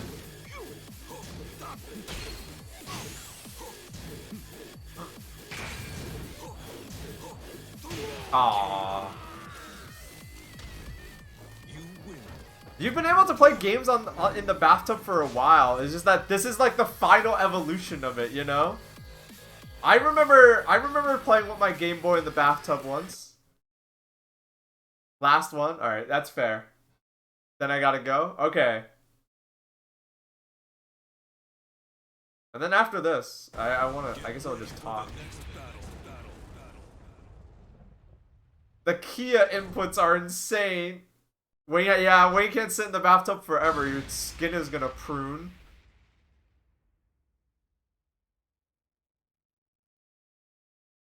I'm swapping between D-pad and trackpad? What the hell? That's crazy. Now, round That's 1. crazy that you're like able to do half of what you're doing then.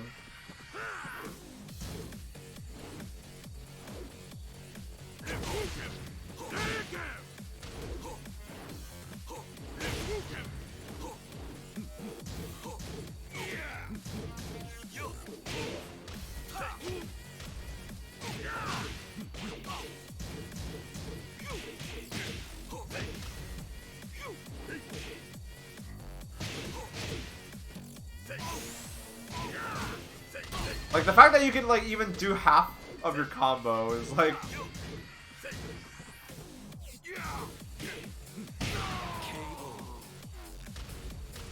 Round 2. The Steam Deck is so cool, too bad I can't buy it or afford it. Yeah, it is, like, the most luxury of luxury items right now. Because, like, even if you can afford it, it's, like...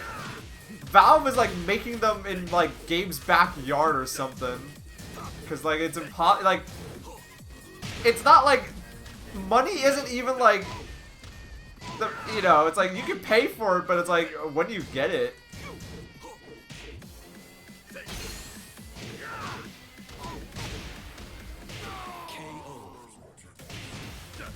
Round 3.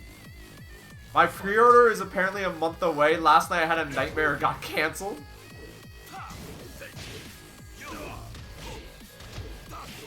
Valve is making them buy the order? Right! But it's also like, they're doing it mad slow.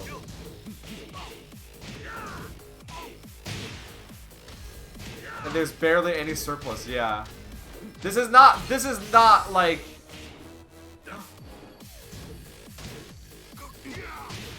Uh-oh, Wayne. Uh-oh!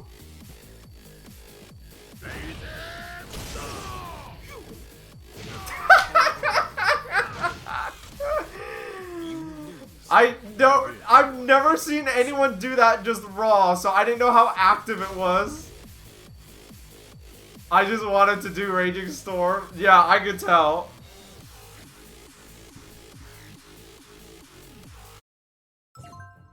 I did that on trackpad? That's crazy. Well, thank you for the games, Wayne.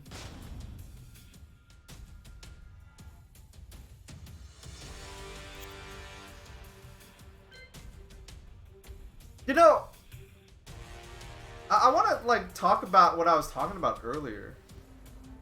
Which is, like... Here, let me quit Tekken. Here, let me quit Tekken. And, like, just chit-chat for a little bit. Yeah, Pretzel Inputs are way more lenient in Tekken. What's a Pretzel input? It's like the notorious SNK input where it's like down back, a half circle, like down back, half circle from forward to back, and then down forward. So it's like 1 6 3 2 1 4 3. I think.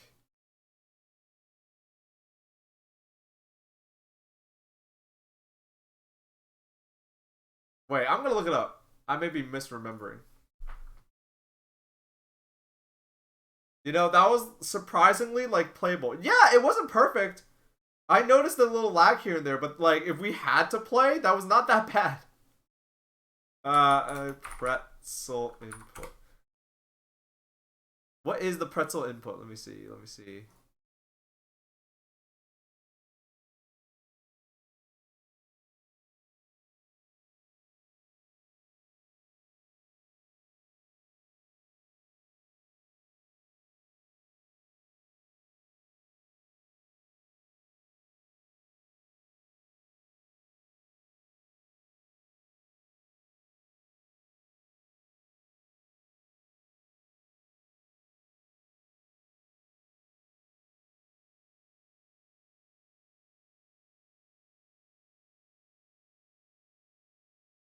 Yeah, okay, no, I'm right. Yeah, pretzel motions are not that hard. If you can do a half circle, you could basically do it. You know, earlier, so okay, I stopped playing Tekken because I actually want to talk about this. Which is like, someone earlier in my chat said, "Oh, I don't know what's happening when you play fighting games, but I'm glad you're having fun." And that got me thinking about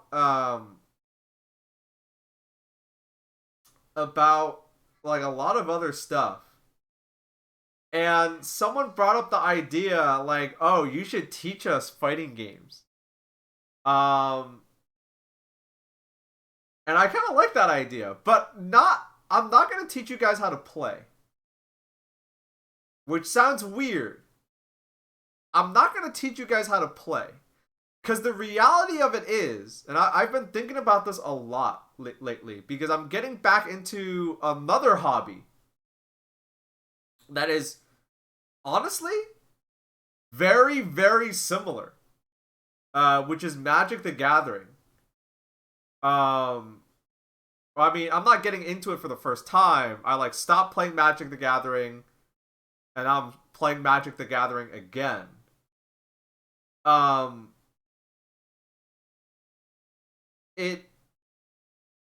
It's there's a lot more parallels than you might think, but I'm getting distracted now. I'm kind of losing track of what I want to talk about.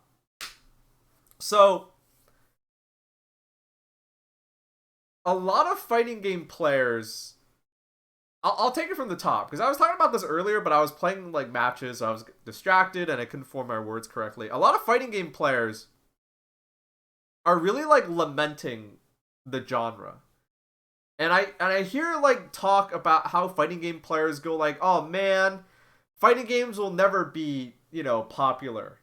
And what they're talking about is like esports. Like if you look at like your big esports games right now, there are two kinds of games.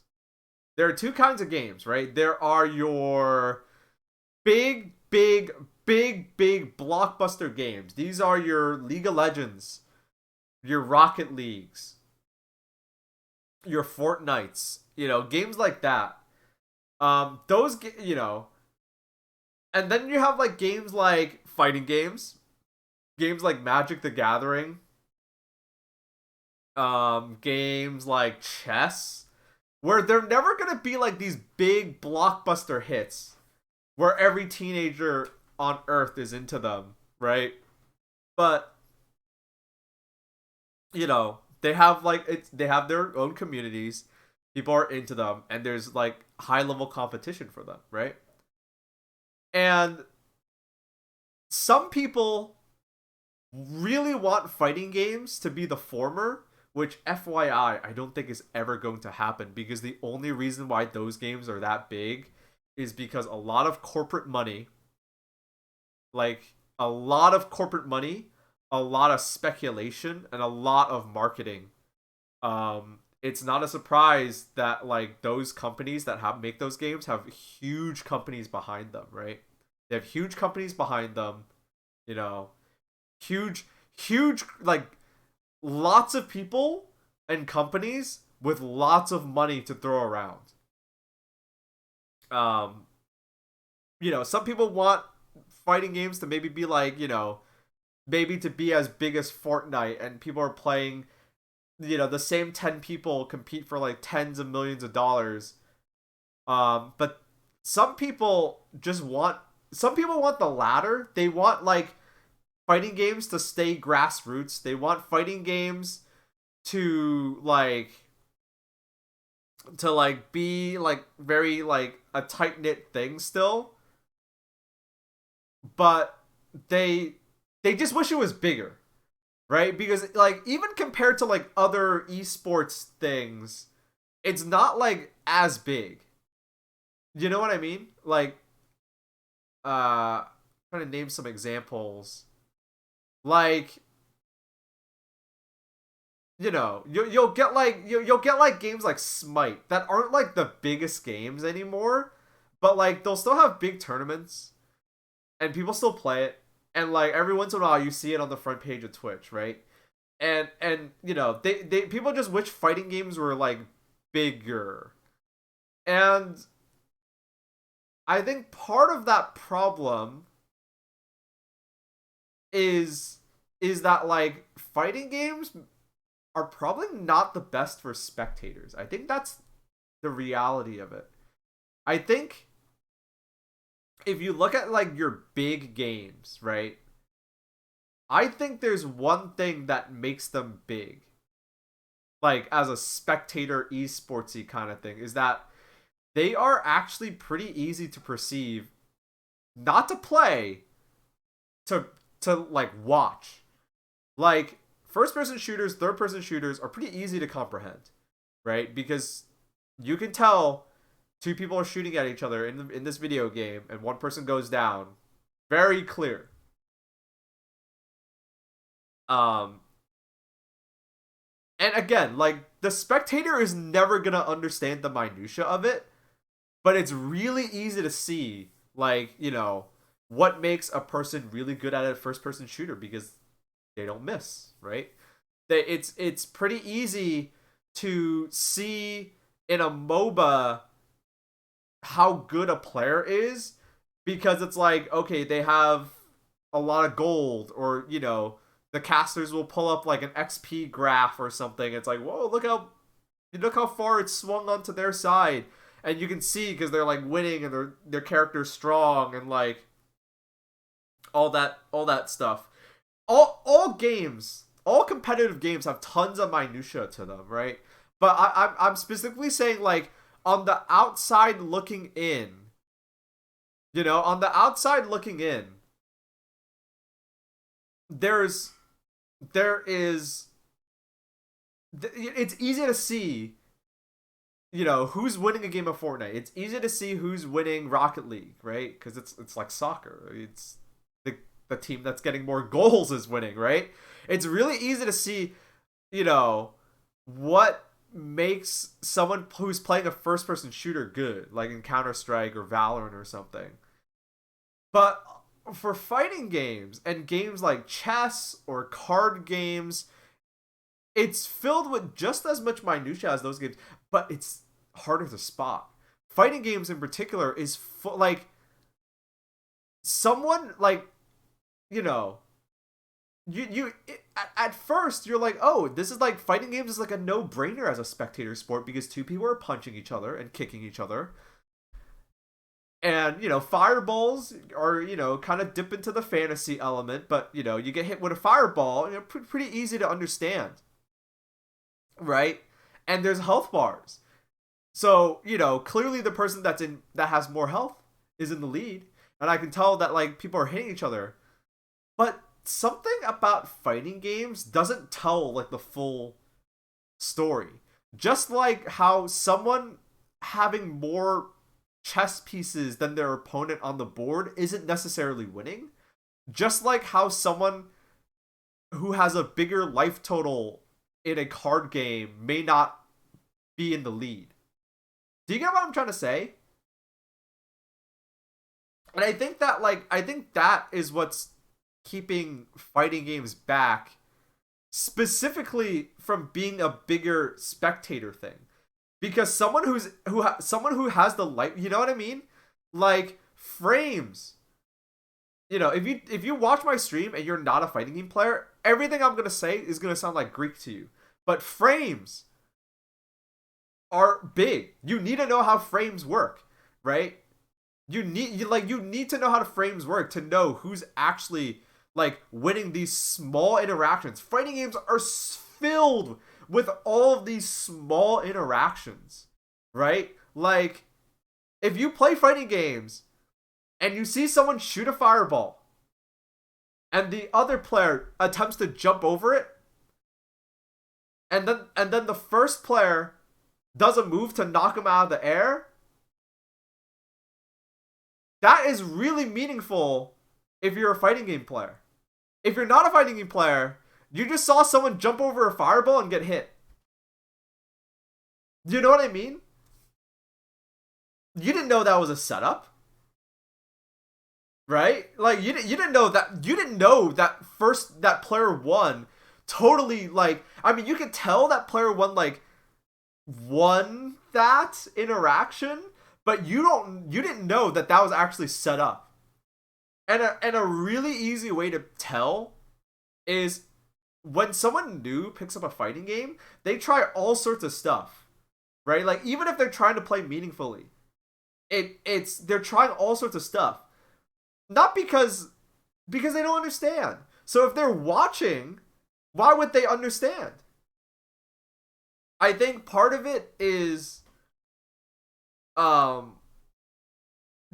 a lot of, the fighting game community is very insular in the sense that like if you play fight like okay, oh nice, you want to learn how to play Tekken? Cool, I'll teach you everything you need to know. How, like pick a game and people are gonna. And you're like, I want to play. Insert game name here, and like people will come out of the woodwork and be like, yo, you want to play this game? Hell yeah, here's like a ton of stuff, let me teach you, but only to like players. And there's like no effort. I mean, you're starting to see it. Like people, I think I'm not the only person to make this realization, because there's a lot of like YouTubers specifically who are like making content, but not necessarily like making materials, I should say. I hate the word content. Making materials not necessarily 100% aimed at other players. Right? They're like, oh, like, okay, you want to know what's going on, but you're never going to play this game. I got you. Right? They're making things for people who aren't going to play, but might be interested in different ways. It's extremely tough for me to get a handle on playing fighting games from a getting familiar, memorizing movesets. But as a spectator, it's fun, but it seems really clear. There's like a prediction mind game aspect that is so hard to emphasize without experience. As a spectator, it's fun, but seems really clear. There's like a prediction mind game aspect that's so hard to emphasize without experience. Bingo. You hit the nail on the head, right? You hit the nail on the head. Like stock market level overlays would be a little much, but the option to track hitboxes would be handy for someone watching online. Oh, that would be amazing. Of course, absolutely. Or I don't even think you would need hitboxes. Like, I don't think you need to draw the hitboxes on the screen. I think just like, because like they're not gonna care. They're not gonna care about stuff like that. And they can already see that one person is getting hit or not getting hit. I think you need. I think there needs to be like an effort to. How do I word this?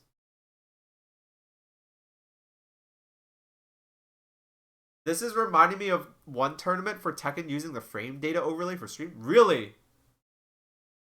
That's something that a tournament did? That's interesting. But yeah, like I guess to wrap up, there is like a lot of invisible stuff in these games. There's a lot of invisible stuff. And someone brought up like, ooh, Baaulp, you and Mira should teach people fighting games. I like that idea. But if you want to learn fighting games, odds are you would already be in the fight zone, which is like the RTVS. It's a server that's split off from the regular Discord server community, and it's in particular for fighting games. So if you want to learn fighting games, like playing them, odds are you'd probably already be in the fight zone. But here's a link, FYI, wink wink, just in case you missed it. But I get the feeling, and I'm not like, this is not like a disparaging, like, ooh, you're not gonna get good kind of thing. This is like, yeah, like I'm a variety streamer, and I get the feeling that while you guys are willing to watch, you guys are never gonna play a good chunk of you are never gonna play a fighting game. And I'm okay with that. I'm really, really, really okay with that. Like, if you just want to watch me play fighting games and you're never going to touch a fighting game, I'm okay with that. But someone brought up, but again, it swings back around. Like, I think I should teach you guys what's going on. Because I watched Combo Breaker last weekend. I'm definitely going to try to get permission to restream CEO at the end of this month. I'm definitely gonna try to get permission to restream. What other is there another tournament between CEO and Evo? I'm trying to think.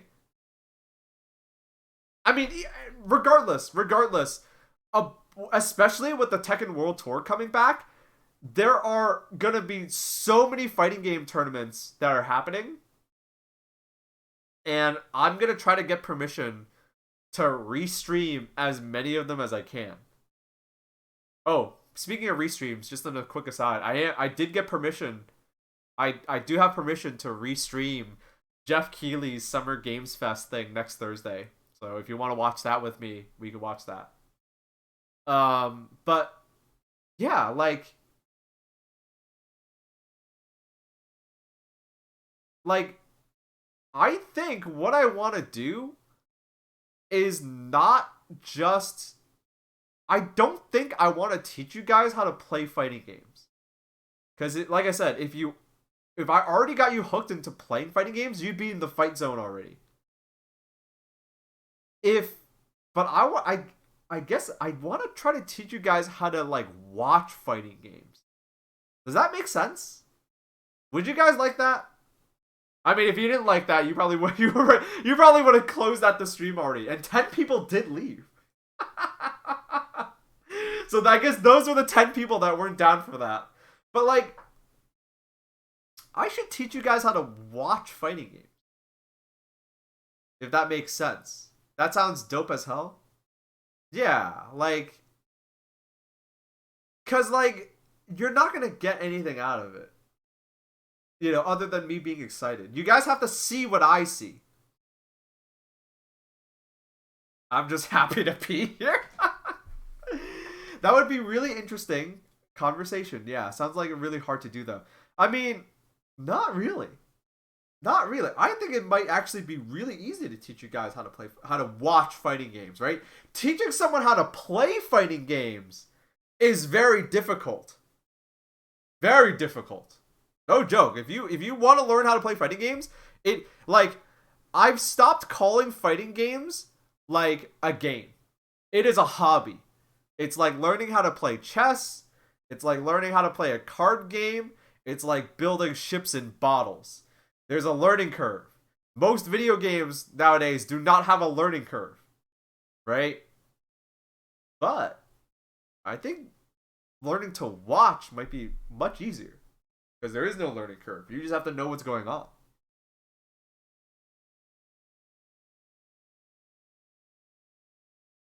Ooh, ship and bottle building stream. Okay. You know what? I like that idea so much. I'm gonna teach you guys about it like right now. Would you guys like that?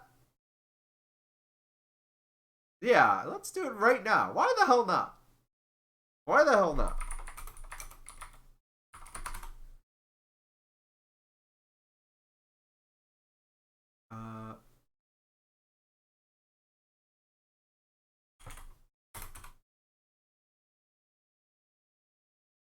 Let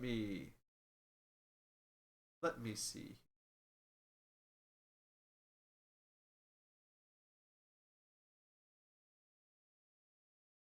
Yeah, we're gonna watch this like right now. Because honestly, you know, no reason not to. Moment here.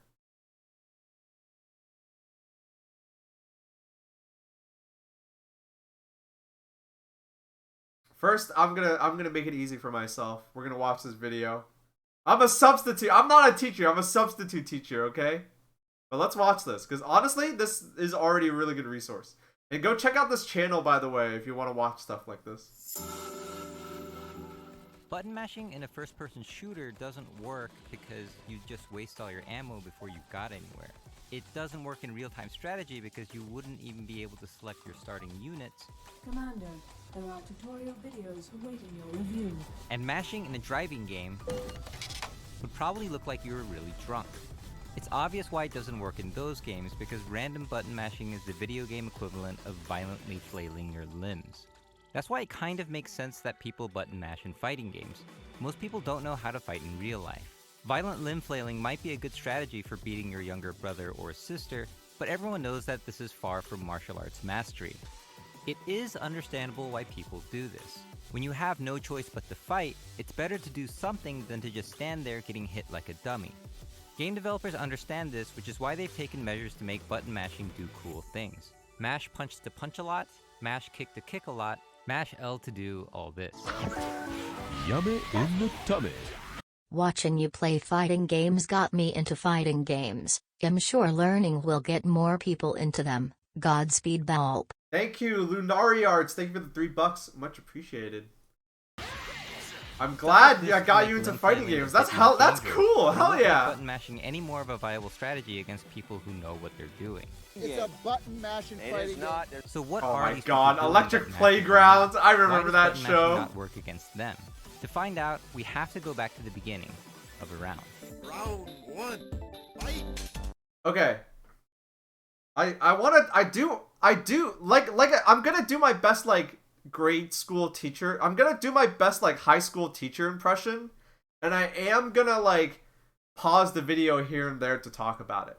So that is like the first as a spec, because I do want to interject and like give my own input, because specifically I'm trying to teach you to be a better fighting game spectator, right? So that is the first thing, because they never show hand cams in fighting game tournaments. They should probably, that would be sick, but they never show hand cams.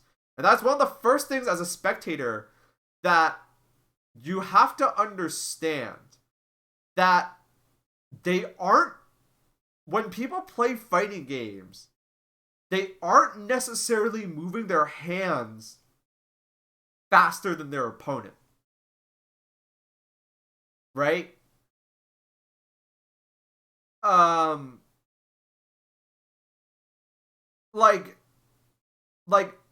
Yes, there are some maneuvers in fighting games where you have to do things really fast. But there are also moments where people win because they don't do anything. Right? It's, in that sense, it's like real life martial arts, where you have these bursts of like intense mastery comes in two forms, right? Like being able to do the high executional things really well and on like consistently, and like, yeah, maybe they're super fast, right? But you also have moments where people play very slow. And that's one thing as a spectator, is knowing like, okay, this is not just like a case of like, you know, it's, you know, to tie it to other things that you might be more familiar with. Like I said earlier, the person who's winning a chess match is not necessarily the person that's taking the most pieces. Right? The person that is winning, you know, that is winning the thing, you know, it's not about just doing things super fast. That's the thing that is super important. In many forms of wrestling, the round starts up close, sometimes really close. In pistol dueling, which was an actual Olympic exhibition in 1908, the fight started from about 20 meters away. But in video game fighting, you can have a wrestler and a gunwoman in the same fight, allowing players to battle in all sorts of ranges. Guess who has the advantage at this range? And at this range. The fight ideally starts where neither person has a significant advantage, a situation where it's neutral for both fighters. If you're mashing when the round starts, you might get hit like this. Mashing randomly fails to consider which attacks have good reach. The side perspective in these games help you gauge distance so you can clearly see your positioning and attack ranges. Having a longer reach means there are ranges where you can hit them while they can't hit you. Why use a stubby jab at this range when you have Engine Blade? Another problem with constantly attacking is that when you start an attacking animation, you cannot block until it finishes. The longer the attack animation, the longer you're vulnerable to getting hit. Whiffing an attack and getting hit before you can block again is called a whiff punish. Oh my. Ding, ding, ding, ding, ding!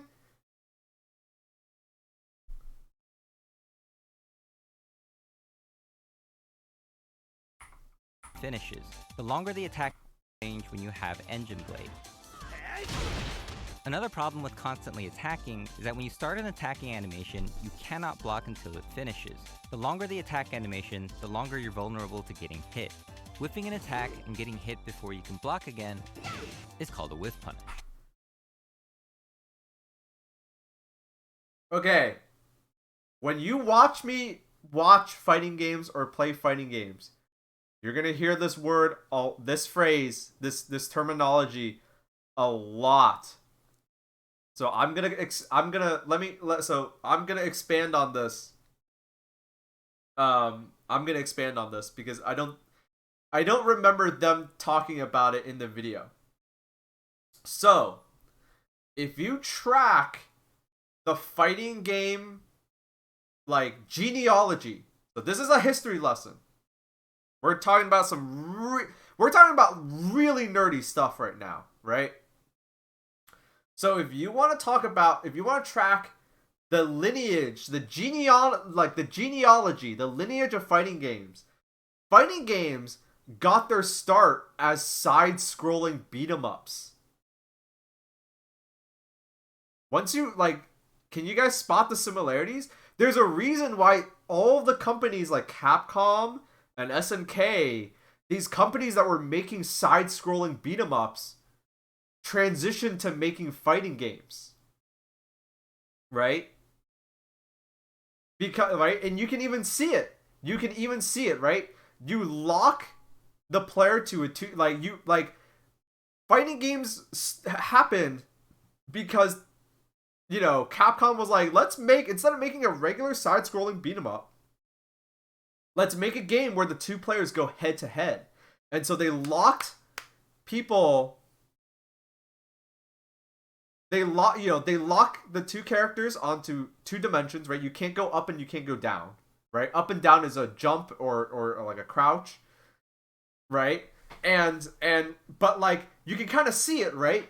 Because if you've ever played one of those old side-scrolling beat-em-ups, a really common thing you can do is the enemies will run onto the screen and they'll try to hit you with something, and then you move out of the way and then you hit them back.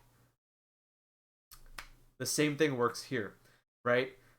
And the way it works is you do a punch. I think they talk about it here.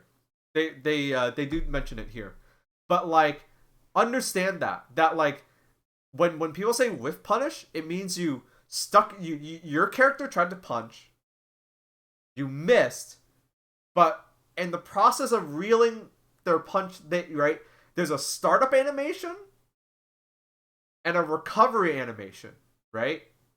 So the punch is going out, but it didn't connect, and then as they're pulling their fist back in, they can't block, right? So that's when you see people say that, that's what they're talking about. And that's something that you should keep in mind, absolutely. Oh my goodness. Fighting games loosely borrow this logic from real fighting. This whiff, then punish, is called a cross-counter. Just like in any fighting sport, attacking carries risk. It's especially dangerous in games with long-range moves that start up quick, lead to good damage, and have long recovery animations when whiffing. The hard slash in the Samurai Showdown series is one of the most notorious examples of this. Whiffing it is ill-advised. Another problem with constantly attacking is that you often cannot attack and control your movement at the same time. And movement matters because your positioning determines if an attack will reach or not. While you can't move your head like this in most games, you can move your feet. When you form a strategy based on movement and striking ranges, you have what people like to call footsies. The kick I'm doing is the most effective move for both ranged footsies. But the movement doesn't necessarily have to be with your feet, because video games have magical characters that can wheel, fly, unfly, or even hover because you happen to be a punching bag. One definition from the Street Fighter-based Footsies Handbook describes footsies as the mid-range ground-based aspect of fighting game strategy, and Hi-Fight has made an entire game around this concept called footsies. This game is so mid-range and ground-based that there's no jumping, no projectiles, and no knockdowns. But what kind of strategy can you have with something so simple? Well, the first lesson of Chapter 1 in the Footsies Handbook shows one of the most basic strategies. Walk into your opponent's striking range and immediately walk right out to bait them in. This is like fighting game 101. Well, the first You're gonna lesson see of Chapter 1 this in the Footsies and variations Handbook of shows this one in the most every basic fighting strategies. game ever. Walk into your opponent's striking range and immediately walk right out to bait them into whiffing an attack. Then whiff punish. So something that like you need to consider when you watch these fighting games is that like people are trying to do this to their opponent in various ways all the time. Here it is at normal speed. The strategy is referenced so often because you see it across so many games. Down forward one's and down forward two is inside, so that's all AK is doing right now, but oh, he can't whip! There are countless strategies, but their effectiveness will differ from game to game. This might be why it's hard for people to agree on what footsies are, and why it's kind of turned into a buzzword. And this raises the question, if footsies are about movement and striking ranges, can't everything be considered footsies? Sure, but there are times when your amazing reach doesn't matter as much, like when you're up close and personal.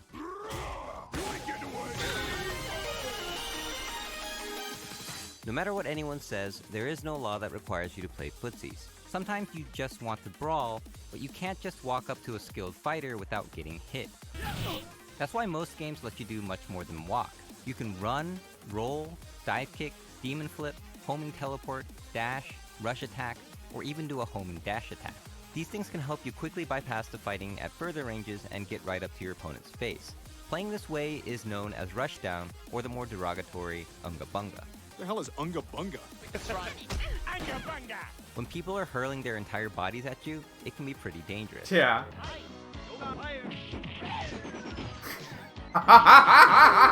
So, how the hell do you stop This game's so messed up. These old Street Fighters so messed up. I want to watch that again. hurling their entire bodies at you? It can be pretty dangerous. So, how the hell do you stop this insanity? Well, if you're good enough, you can try to hit them before they can get to you. For example, hitting someone out of the air is called an anti-air, but this requires precise timing. Just like swinging in a baseball game, you can't expect to be successful by mashing. Mistime it and get struck out, or in fighting, mistime it and get knocked out. This is one reason the Dragon Punch, aka Sheng Long, is such a good anti-air. It covers this whole area. But sometimes their rushdown will be too fast for your reactions, which means you might be face to face. Now finally, both of you are close enough to hug. But up close, the fight becomes very different for reasons other than being able to grab each other. There's little room to move forward, and the reach of your attack is less important because any attack will reach. What matters more here is who will grab or strike the other person first, which is determined by attack speed, or more technically, the startup animation.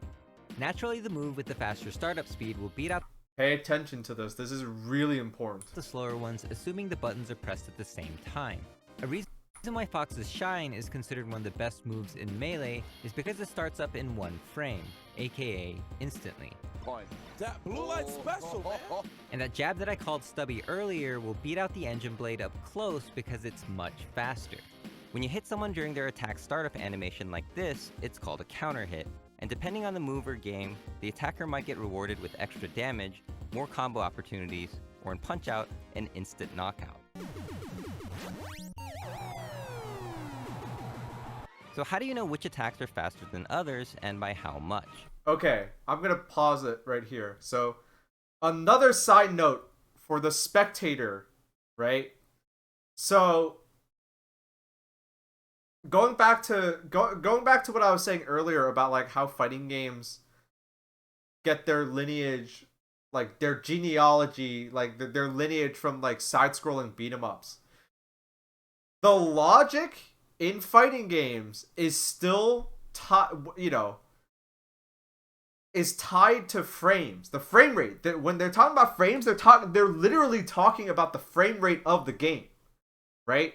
For the longest time, people did not want to play the home console ports of fighting games because they weren't considered arcade perfect. One way a game would be considered not arcade perfect doesn't run at 60 FPS, right? So when they were talking about the frames there, they're literally talking about the frame rate, right?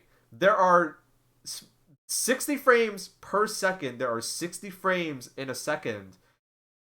If your punch is, if a move is 10 frames, then it's a sixth of a second, right? So that's something that, so like, you know, when you hear people say like, oh, this move is faster than this move, that is specifically what they're talking about. And the reason why that matters to you as a spectator is just understand, like, you don't need to know what, you know, as a spectator, and you're just sitting down and you're watching a fighting game tournament, either on my stream or somewhere else, right? Or with some friends or whatever, right? When you watch people play these games,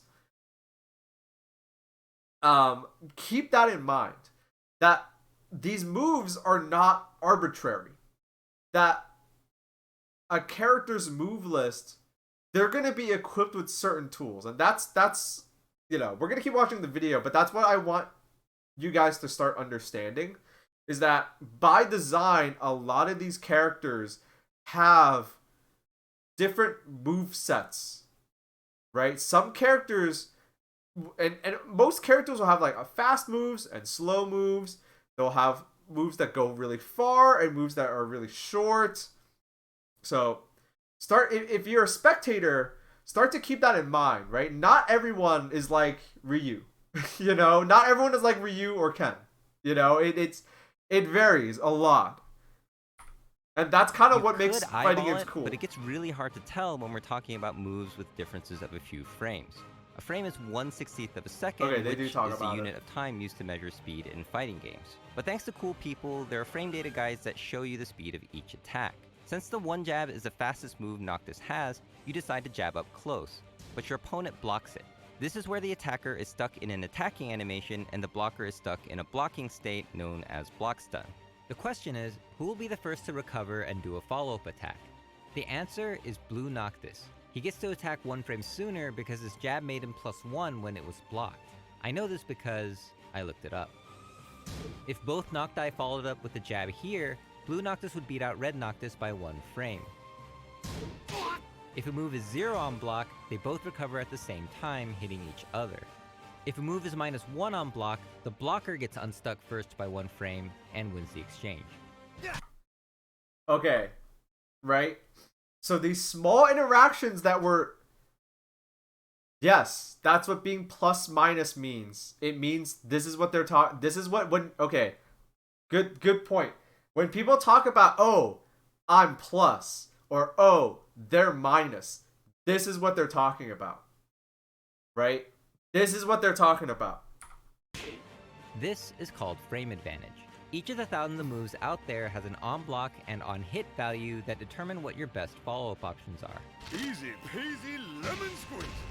The speed of the jab and its +1 on block frame advantage is why multi-Evo champ JDCR made an entire video discussing the importance of Tekken's one jab.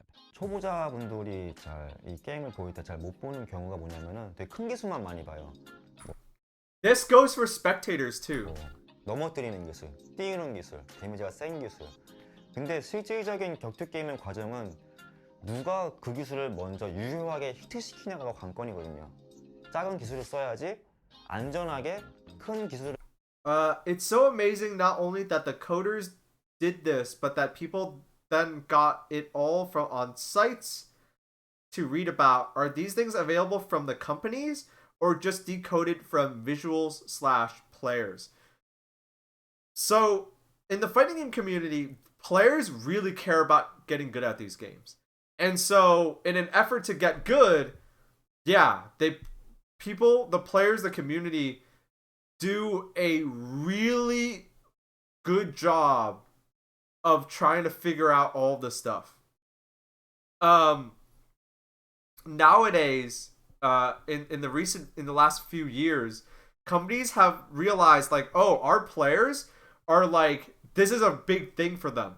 And so lately, thankfully it's become more transparent. Tekken has like a thing that you can buy like $5.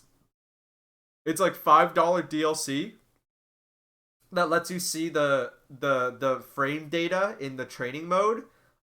Street Fighter V has that as well. So like companies are realizing like, okay, we should give players more of those tools, more of that info, so that they're not just, you know, they're like, you know, this is what they want. They want to be able to get good, and this is part of getting good. As a spectator, I'll let him. I'll wait for this. 또 원잽 자체가 실패했을 때 I'll wait for this to finish because 보통의 위험한 what they're talking about is really important. 리스크가 커서 이제 반격을 당하지만 원잽은 뭐 프레임도 실질적으로 이득이고 허쳐도 자신이 당하는 후딜이 이제 리커버리가 크지 않기 때문에 많은 역할을 하는 기술을 할 수가 있죠.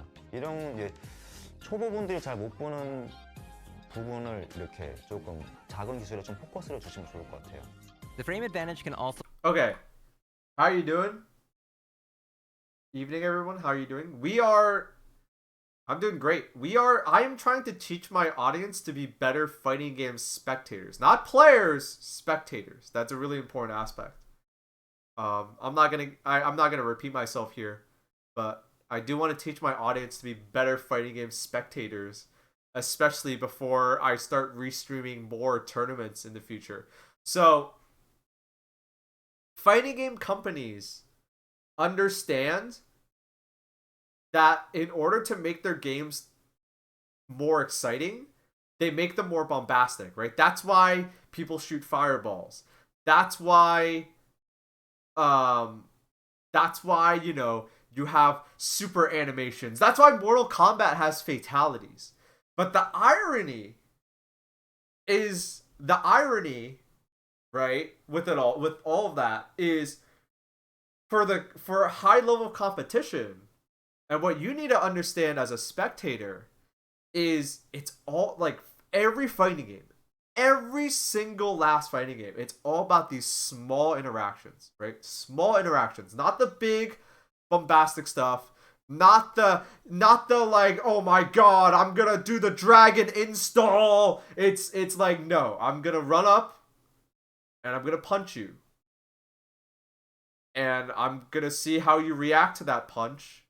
Did you block it? Did you get hit by it? Okay, then you know it's that stuff.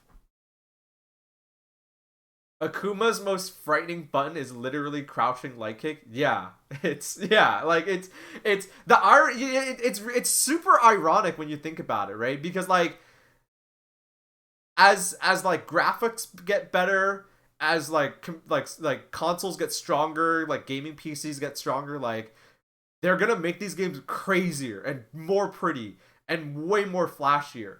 But at the heart of it, it's like it's as a spectator thing, as like a competitive thing, and for you as the spectator, understand that it's about these small interactions. Because that's what these games are full of. Right? It's full of this stuff. Will help explain why you get hit in certain situations. This is me blocking Law's Dragon Hammer move. The Law players watching will know that I shouldn't be mashing buttons here, but I did, and I died. This move is +3 on block, and its follow-up attack has a startup speed of 11 frames. That means I needed a move with a startup speed faster than 8 frames to beat out Law's attack. According to the frame data of my character, that move doesn't exist. This means no matter what attack I mashed, I would have gotten hit by Law's follow-up move. In other words, it's a trap! More specifically, a frame trap. Frame traps are one of the top reasons why button mashing doesn't work. After Asuka's Wild Standing 4, on hit, you cannot sidestep. You cannot press a single button, otherwise down 2 will counter hit launch you. It's something that Fergus likes to call the scrub killer. While being plus is great, being minus can be really bad. If your attack on block has enough minus frames, your opponent will have enough time to punish you before you can recover. But sometimes, even if you have enough time to punish, you might not reach. The pushback in Super Street Fighter 2 Turbo is huge. One block sweep can send you back to Footsie's range, and one extra fireball can... No lie, I had no idea what the fuck a frame trap was before seeing this video, and I'd already been playing fighting games poorly for years. Really? Hey, better now than never, right? So yeah, when you hear frame trap, that's what they're talking about. Take you to the end of the screen. ST Ryu says lull to your nerdy frame data while zoning you out with fireballs. At this range, your punches and kicks won't reach, and if you don't have a projectile to fight back with, you have to dodge and close in. Mashing here will be as effective as mashing here.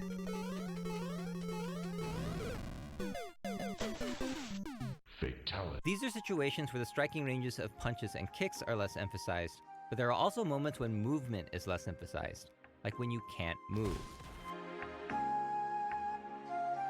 If you're A punish is specifically hitting an attacker during their minus frames? Question mark. Oh, I mean, I saw this video years ago, so I've gotten much better since. Oh, okay, good, good. I thought it was the other way around. That's good to hear. Yeah, so there's two kinds of punishment. So there is with punishment. So let's say that two people are standing far away from each other, and one person doesn't move, but it doesn't reach. They're going to do, right? Because according to the logic of fighting games, their character is going to be stuck. Their character is going to do an attacking animation. That attack's going to come out, but they missed. So then what happens is player one is going to be stuck doing that animation. They're going to be stuck in a recovery animation, right? Because their character has to stick out their arm or their leg and then pull it back to go back into like their neutral animation, right? And then on the way back, that move isn't active anymore. It can't hurt anybody. It's not an attack, right? So when the other player hits them, and that's called with punishment. Block punishment is player one hits player two with an attack, but player two blocks it.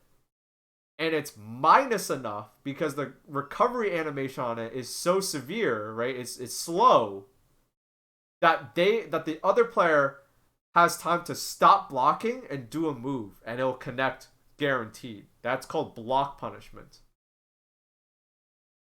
So when you hear those two phrases thrown around, that's what that means. And it means that whoever is getting hit deserves it. footsies, ungamentals, or fireball game are godlike, you might score a knockdown on your opponent. The downed player is at a disadvantage because they cannot move or attack, while the standing player can do whatever they want. This is where the honorable player will step back and let their opponent get up and take a breather, right? Of course not. This is where you make their life hell. While your opponent is down, you have a chance to move in closer or run away, whichever is best for your character. Depending on your positioning, you might also get a chance to attack your opponent as soon as they get up. The art of attacking your opponent while they're getting up is called okizeme. Oki from the Japanese word to wake up, and zeme from the word for attack. Like a lot of beat 'em up games, you usually can't hit them while they're on the ground because they're... Again, fighting games get their DNA from side-scrolling beat 'em ups. You can't hit enemies on the ground in side-scrolling beat 'em ups, right? You guys, like, if you've ever played one of these old side-scrolling beat 'em ups, right? Like Final Fight. I used to play a lot of Cadillacs and dinosaurs growing up. Like, you guys know, like, if you've ever played one of these games, right? Like, you knock, or like River City Ransom, like, you knock your opponent down, they go, ugh, they fall on the ground, but they're not dead yet, and you can't hit them. They're invulnerable. But what you can do is you can just literally stand on top of them and hit a button, and that way they'll get hit the moment they get up. Invulnerable, right? But you can do the next best thing. Time an attack so it hits them the very first moment they're vulnerable. Right. This kind of attack is called meaty, but meaty is a spectrum. Oh, that was so meaty! The later in your attack animation you hit your opponent, the meatier it is, and the sooner your animation will recover, giving you extra plus frames. Button mashers tend to eat meaty attacks like a barbecue buffet because they're always pressing buttons while waking up instead of blocking. So the solution is to just block, right? Oftentimes, yes, but depending on the type of attack and direction, you have to choose the correct way to block, high or low and left or right. When the attacker makes this ambiguous for you, it's called a mix-up. I'm gonna block this whack-ass mix-up. But what if you don't want to block and you don't want to get hit? There is another option. In addition to being a good anti-air, Shenlong is also one of many different types of invincible reversals. If timed correctly, these moves will be invulnerable at the moment you get up, allowing you to go through the meaty attack and hit them instead. So how do you defeat So this Shenlong video is and starting to stand a chance? get into the minutia of fighting away games, or which block. I'll Ryu talk was about it exaggerating about afterwards. Shenlong the whole time. And of course, to beat block, you grab. Right corner pressure, Powell going in. What's next? Another one? And down three? throw. Don't tell me four! Don't tell me four! Don't tell me four! As you can see, Okizeme is about commitments and decision making because the timing of the exchange revolves around someone getting up. Some games like Tekken let you hit people on the ground and from the ground, but you still have to get up eventually. And sometimes, $60,000 can be riding on the one decision you commit to.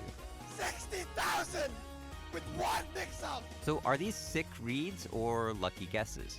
Doing some shit off of somebody's wake up as a guest. This can get pretty political, especially waking up super while American. Not enough to kill. Oh, he's got him again! He's got him! He's got him! Such is the nature of Okizeme. Some or all of these concepts apply to every fighting game, but each game will have a different take on how they work.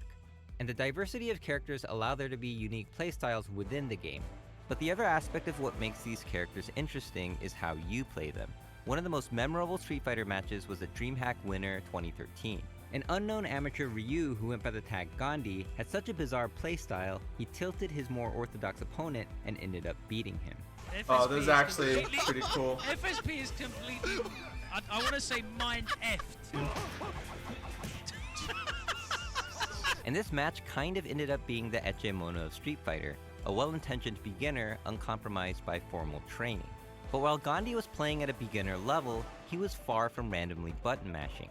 These jabs, even though he was whiffing against a crouching opponent, indicate that he understands quick attacks are preferable at close ranges. Him jumping back and throwing fireballs shows he wants to throw projectiles safely from a distance, and here he even does an anti-air. So here he's just referencing like a really funny event that happened where someone who like was considered what much worse beat their conventional opponent basically. And it's like somewhat notable and because it was course, funny. He uses invincible Dragon Punch reversals on his wake up to stop pressure.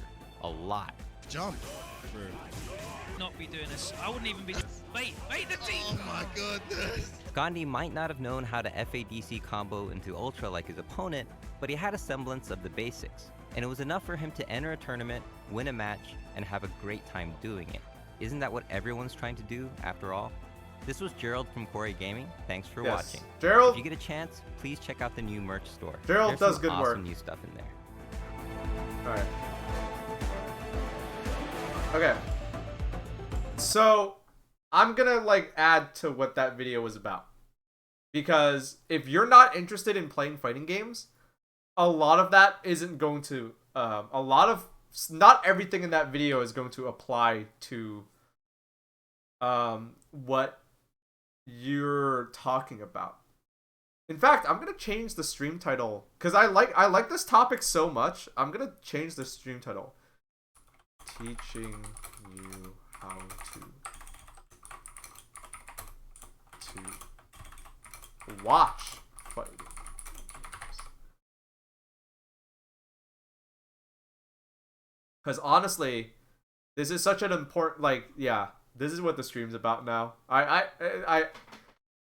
This is what the stream's about now. Because honestly, I kind of like this. So, as a spectator, let me give you guys a recap of this. As a spectator, so from this, what's your takeaway, right? As a spectator, you should have an understanding that things are not random. Okay? Do not think, get it out of your mind that like, oh, this person was hitting buttons faster than their opponent, right? Because while they have to do things fast, it's not faster, right? It's timed. Everything's timed. Everything is. People who are playing, it's all very intentional, right? So that's one of the. I would say that's like one of the first preconceived notions that I think a lot of people may have about fighting games that is just not true. And so and that also applies if you're a spectator. If you're a spectator, get that out of your head. Everything is intentional. Even if even mistakes happen because, mistakes happen not because they're not hitting the buttons good enough or better or sorry, worse. Mistakes happen because, it's a mistake, right? It's not that they can't do something or they aren't doing something fast enough. People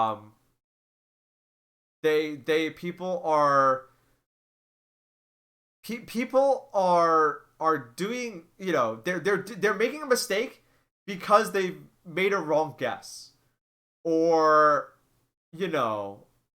or they didn't react to something fast to what their opponent was doing fast enough, or or something like that. But it's all intentional, right? And none of it is like because I'm hitting a button, I'm hitting buttons better than my opponent, right?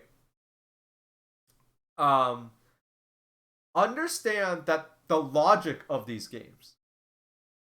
So fighting games run at 60 FPS because it's tied to the logic. Okay? 60 frames per second. Literally. 60 frames in 1 second. So when people are talking about frames, you usually won't hear, like, whether you watch my stream, whenever I stream, like, restream a fighting game, or you play a fighting game or restream a fighting game tournament, or whether you watch, like, someone else's broadcast of a tournament or their gameplay, you're never going to hear people talk about the frames, like, explicitly. Because, again, this is why it's hard to be a fighting game spectator if you're on the outside looking in, because people usually gloss, like, on commentary. People usually gloss over this information. They never talk about it. They gloss over it, or there'll be inklings of it, but they'll never, like, actually give you a rundown of what something is. And but that is what they're talking about, right? And you don't have to get into, again, if you're not interested in playing, you don't have to get into the minutia of it, but understand that, like, 60 frames per second, and every animation, every attack, jump, everything takes a certain amount of time, right? Right? Blocking, jumping, attacks, getting up, everything takes a certain amount of time from the character, from the character's the character's animation. And so that's when you hear, like, plus or minus, when you hear things like whiff punishment, block punishment, when you hear things like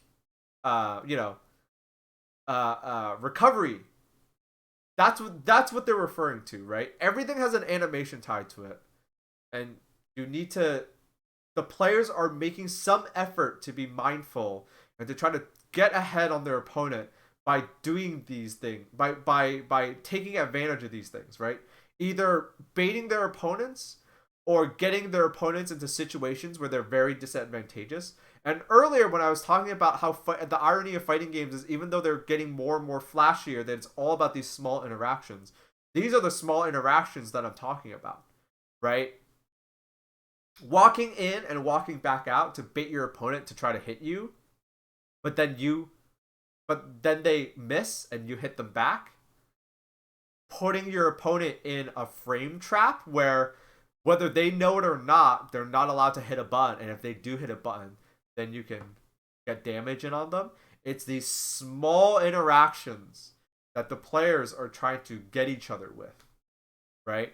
Usually when someone gets a big combo on someone else, it's because they made there's a misjudgment or a good judgment on a part of one or both players. So hopefully that I am starting to shine some light on what you're watching when you watch, like, because I'm a variety streamer. You might not be into fighting games, but when you're watching me watch fighting games or watching me play fighting games, that hopefully I'm starting to shed some light on what is going on, right? I need some water.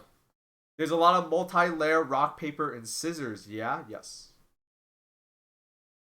Yes, absolutely.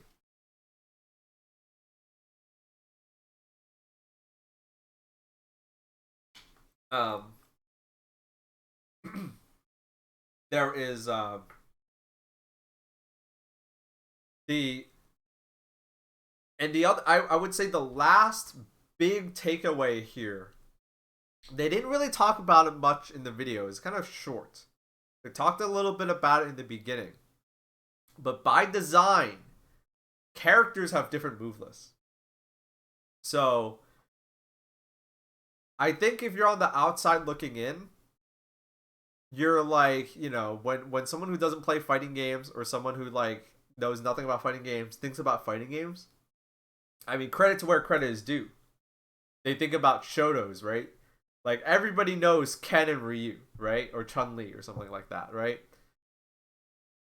But not like, the thing about fighting games is that there are a lot of different characters.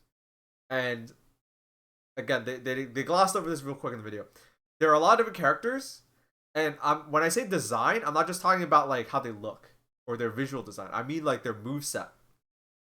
Their moveset is going to be very different. And in particular, their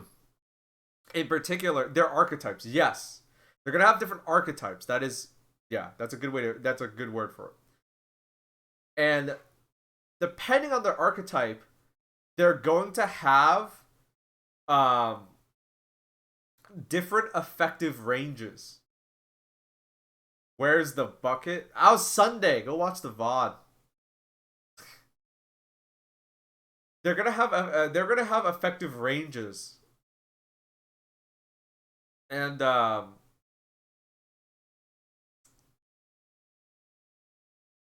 gonna have effective ranges, and that's also something that you're gonna have to consider. Is and it, you know, if you watch my stream whenever I restream a fighting game tournament, I usually always try to bring up like if there's like a huge disparity, like a zoner versus a or like if there's a zoner on the screen versus like if there's like a grappler on the screen, right? If there's usually like a character where there's like a huge disparity in range, I'll usually bring it up. But know that like it's kind of like a character by character basis, and it's again something usually commentators, even good commentators, will like gloss over because they're not. This is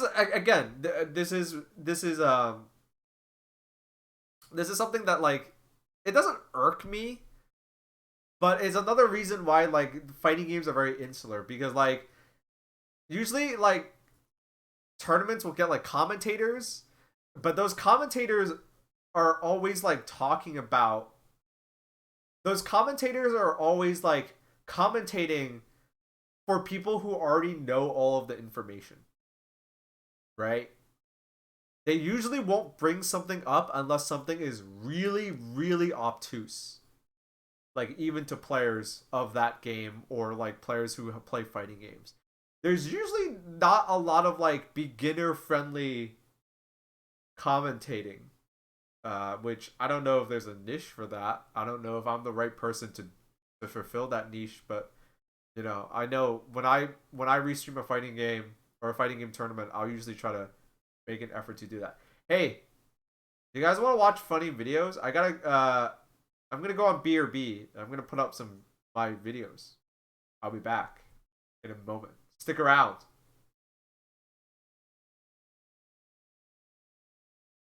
The gentleman has not come back yet. It has been quite some time. Here's a menu just for you, so you can start to peruse the menu. We have a New York style clam chowder for our special today. The gentleman has been gone for quite a while. Another customer just told me that there is groaning coming from. There is groaning. a lot of groaning coming from the men's room, and it has been 30 minutes now. And you need to order.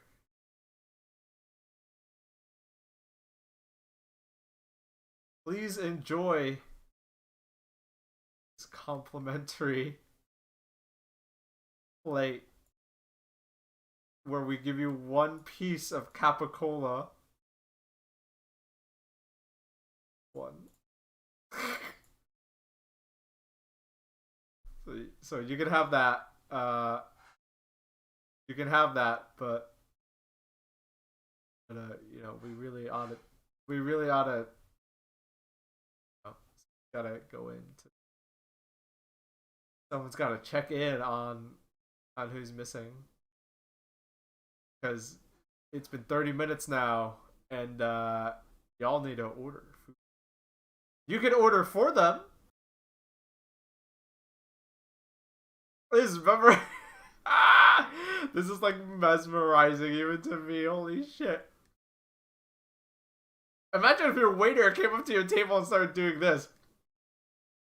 Like they were a snake, like they were tasting the air.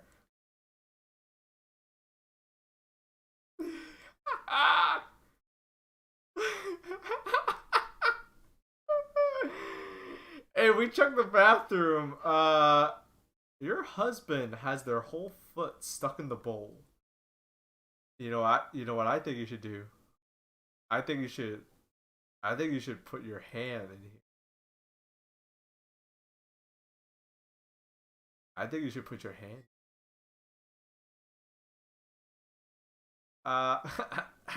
No particular reason. Put your hand in there, bro. You know.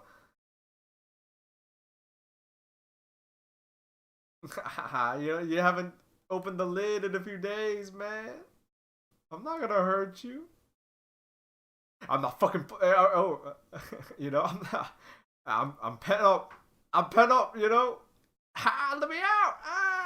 I'm not. Just put your hand in there. I'm not gonna hurt you. You know. It's gonna be.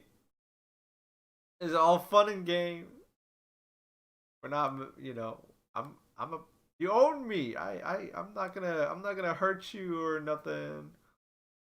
Yo, please. You know, I got something to show you. Put your hand in there. No, don't use the stick. No, fuck the stick. Fuck the stick, bro. Put your hand in there. Put your hand in there. Put your hand in there. Put your hand in there. Put your hand in there. Put your come on. What? It's not. You're so big. I'm so small, man. Put your hand in there. It's not. I'm not gonna hurt you. I can do stand up, and then you don't have to put your nasty fucking head in my mouth. Maybe have to. I use a whole bottle of Listerine when we're done here. It's gross. You want to know what the worst part about the circus is? They put all the food right next to you, but you can't get at it. Miserable. It's miserable. What is this? Weight Watchers? No respect. I got no respect. I'm back. Hello. I'm back. Sorry about that. If you got confused, that was my BRB screen. Let's see.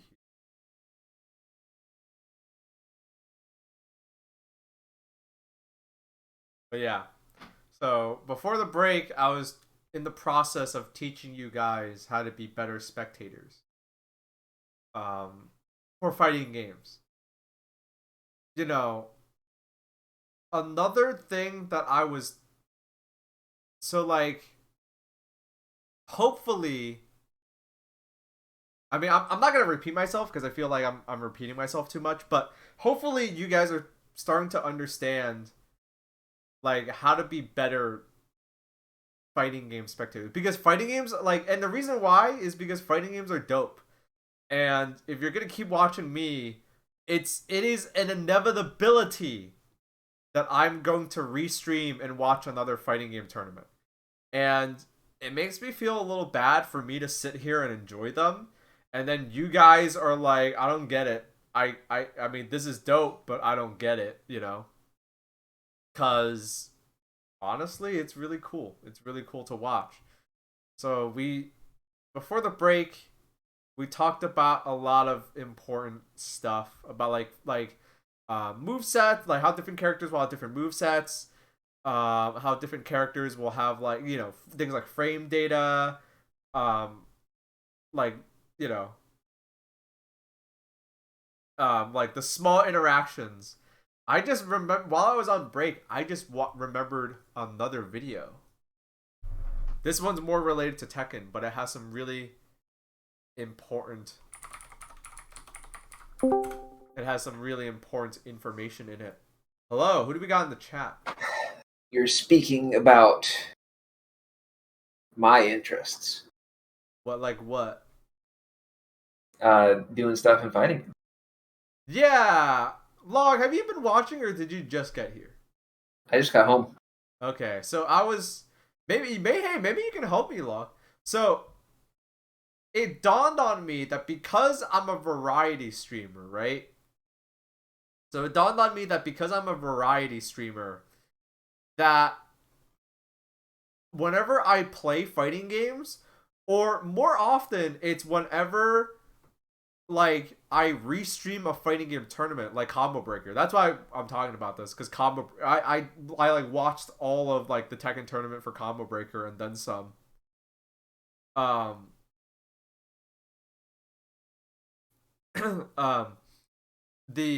It dawned on me that because I'm a variety streamer, I mean, variety is, you know, in air quotes, because I feel like when people say variety streamer, they just talk about how they play different games instead of one game. But I'm like extra variety if the video from my BRB, you know, says anything. Anyway, but like people don't know. Like I've come to realize that like there are people that will never touch a fighting game. They'll watch me watch a fighting game tournament, right? Because they're my fans, or they might even go so far as to like watch a fighting game tournament on Twitch, but they'll never touch a fighting game. And it kind of like it goes beyond that, right? It goes beyond that because there are people like fighting games.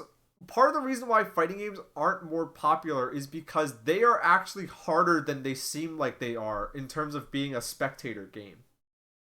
Right? You would think that like with people punching and kicking each other and with health bars on the screen that it'd be pretty easy to perceive, but it turns out it's like chess. The person with more pieces on the board isn't the person winning always, right? So it's I was playing some fighting games. I was playing some Tekken earlier, but someone brought up like, oh yeah, maybe it might be nice for you to like teach us what's going on, and I thought that was a good idea too. So I stopped playing Tekken, and this is what I'm doing now. I'm not teaching people how to play fighting games. I'm teaching people how to like what to watch for in fighting games, if that makes sense. Okay. So I don't know. You kind of like got into this at a weird moment because I'm not just playing fighting games right now.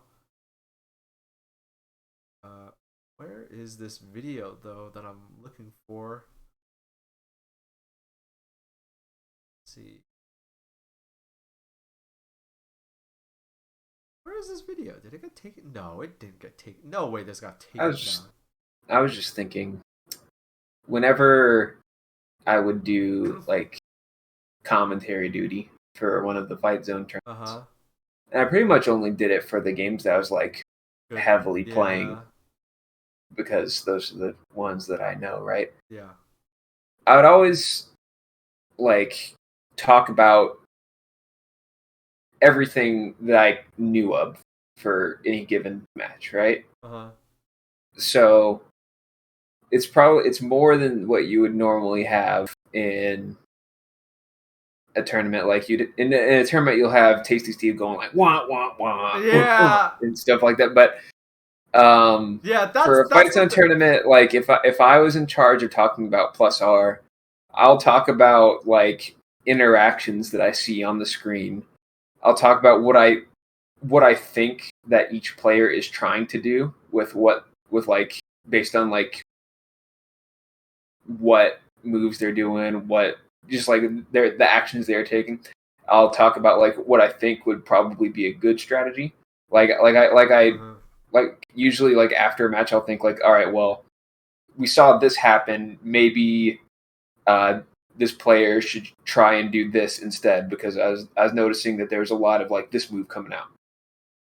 Yeah. That's usually the way that I would talk about it. And I feel like it's definitely like excessive compared to, I think, normal tournament commentary. But I also think like it's good because, well, it's fun for me because I just get to say the things that I know, and then maybe some people it makes me seem smart.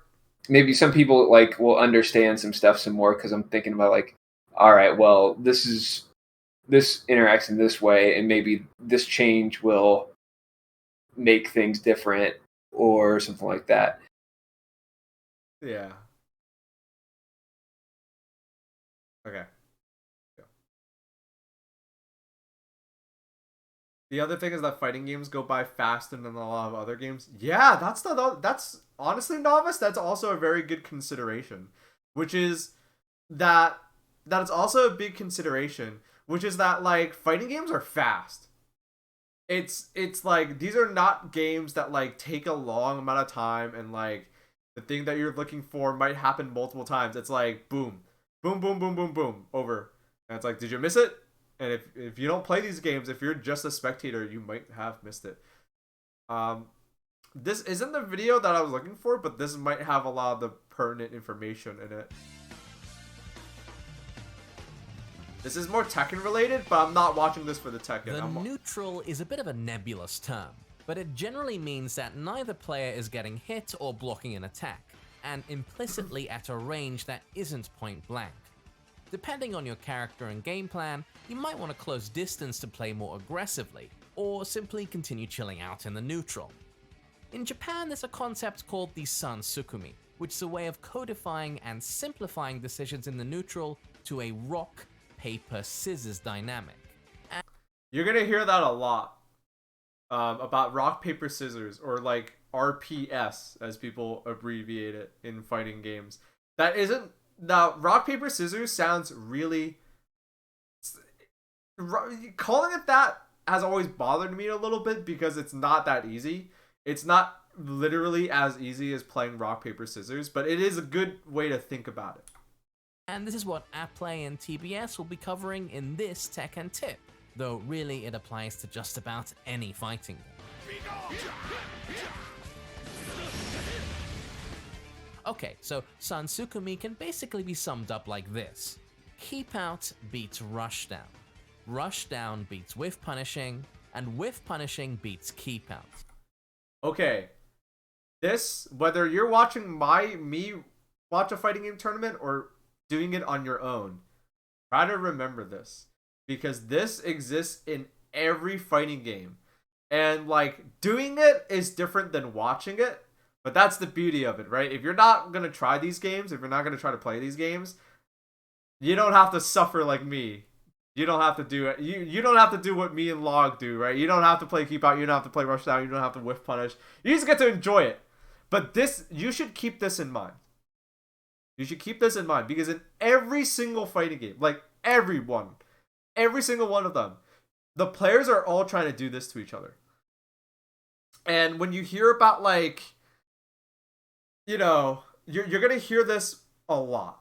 And as a spectator, this is usually what, at any given moment, what someone is trying to do to someone else. Let's unpack each of these individually. Keep out, as the name implies, is about staying outside the opponent's effective range, forcing them to come to you, and then intercepting their approach. This is generally done preemptively, not reactively, so it's important to have a move that recovers quickly on whiff and doesn't move you forward so that the opponent can't punish you easily. So, a really common scenario.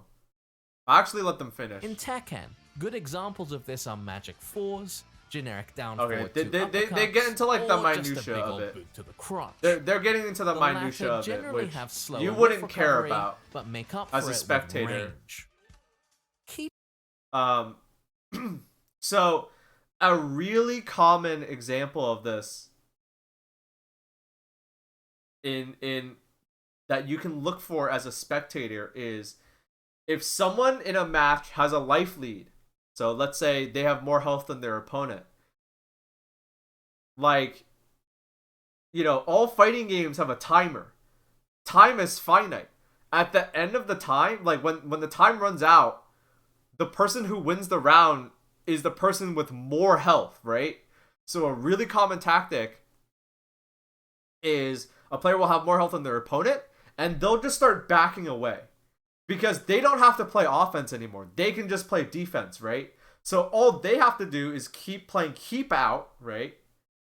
And force their opponent to do something risky to try to get the life lead back, or to start, or at the very least get in their face. That's a super common thing, and that is a tactic that works in every single fighting game, unless they're weird and, you know, and don't have normal HP, right? You know, it works in every single fighting game. So that is something as a spectator to definitely look for, right? And once you know it, it's pretty obvious when someone's doing it, right? They have health, they have more health than their opponent, and they're just backing away, right? Because they don't have to interact with their opponent anymore. It's their opponent that has to do the hard work now.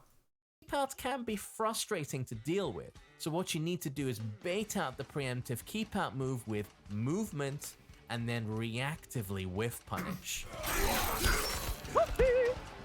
One of the best ways to achieve this in Tekken is through dash blocking. Dash in just outside the opponent's keep out range to bait out their move, then dash out to make it whiff, then hit them with your fastest, most damaging whiff punisher. Though the emphasis here has to be on fastest. A common mistake new players make is to try and whiff punish everything with launchers. Take what you can get. Experienced defensive players will also try to take advantage of your twitch reactions and bait you into overextending by throwing out moves like jabs that are basically impossible to reactively punish. What's So my remember to favorite stay character calm, story-wise? composed, and only strike once you have a solid read on the opponent's tendencies. I'll have to think about that. Effective whiff punishing. Well, and here's the indeed problem. I most don't know the advanced story of play Tekken. Lies in a subtle middle I care ground about the between game, not the lore. reactions and reads. Armor King's cool. Finally, if you notice that Okay. So yeah. What is the YouTube channel Baaulp showing is called? It's called That Blasted Salami. They'll probably give a promo at the end. So yeah, like baiting people is also a super common thing that happens in fighting games. So keep out range to bait out their move. Right.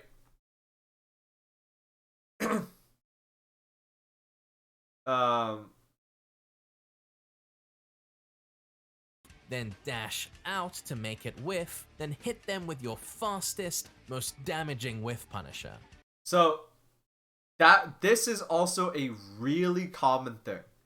Whenever you play a fighting game, especially like, you know, whenever you see a fighting game and you just see two people moving a lot, I guarantee you this is because they're trying to do this to each other at the same time. Right? Like, you just see someone moving back and forth, or maybe even both players just moving, like, you know, like they're jockeying for position. They're doing it because they want to, like, constantly, like, dip their toes in the water, so to speak, and they're waiting for their opponent to try to do something. Right? Though the emphasis here... And so, it's going to look different from game to game, but, like, you know, it happens a lot It happens a lot, especially at the start of a match or a round. What's becoming common now in newer games, because it's kind of been a trend, is in newer fighting games, there's less reward on safer, faster attacks. Mm-hmm. A lot of things have less range, and in general, there's a lot of things that are just like slowed down, like you don't move as fast. Yeah. So a thing that is happening a lot now that's kind of like going into that is just shimmying to make people with grabs. Yeah, that's also something that happens a lot. Like it's very common in newer games. It's just like you do a hit and then you like walk back and forth, and your opponent thinks you're running in for a grab. Right. And they'll try to do a throw break because you can't react to a grab in a lot of games. You have to like do the throw break as it's happening, or else you'll get grabbed. Yeah. But they just walk back and forth. They walk out of range. Throw animation plays because they're trying to break the throw, and then they get counter hit. Yeah. So that log just highlighted a scenario that is super common in especially a lot of newer games, right? So like that is a great example, right? So like when you see people like jockeying for position, that is one way to do it. Another way to do it is like what log just detailed there. Like it's one of those things where like as a spectator, when you see it, you'll like once you see it, you'll realize what it's like. You'll realize what it looks like, and you'll. Part of why I'm going through all of this is because I want to, for the people that don't want to play but just want to watch, I want you guys to understand who the fuck is getting owned. you know what I mean?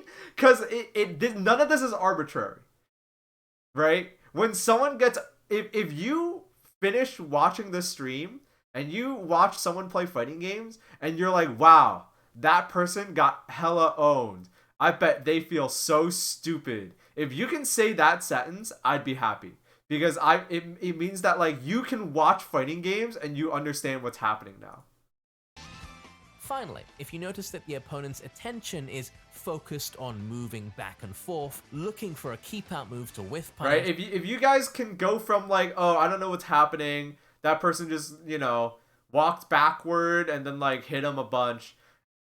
And then like if you can make the transition to like, oh man, that person got baited. What an idiot. I'm glad they're getting owned. Then this gives you an opportunity to take advantage of their hesitation and quickly slip in to either apply a mix-up, start your pressure game, or force an advantageous situation, such as pushing the opponent towards the wall. Key to strong rushdown is mobility. So in Tekken, a good example of this would be the wave dash, which allows you to quickly close distance. But a simple dash will also suffice. With strong conditioning, skilled players can force their opponent towards the wall through movement alone. This rock, paper, scissors dynamic is by no means limited to just Tekken, and different games will emphasize different aspects of the neutral. Okay. So, they were talking about rushdown, which, sometimes you'll hear people say, oh, that's a rushdown character. What they mean by that is that character excels at getting in their opponent's face and being very aggressive. And they kind of highlighted it there, right? It's like, you can be tricky all you want. You can have all the tricks that you want. But much like in a real fight, if I just get right up in your face and punch you, what are you going to do? Right? What are you going to do? I'm coming towards you. I'm going to punch you in the face. What are you going to do? Right? So that, and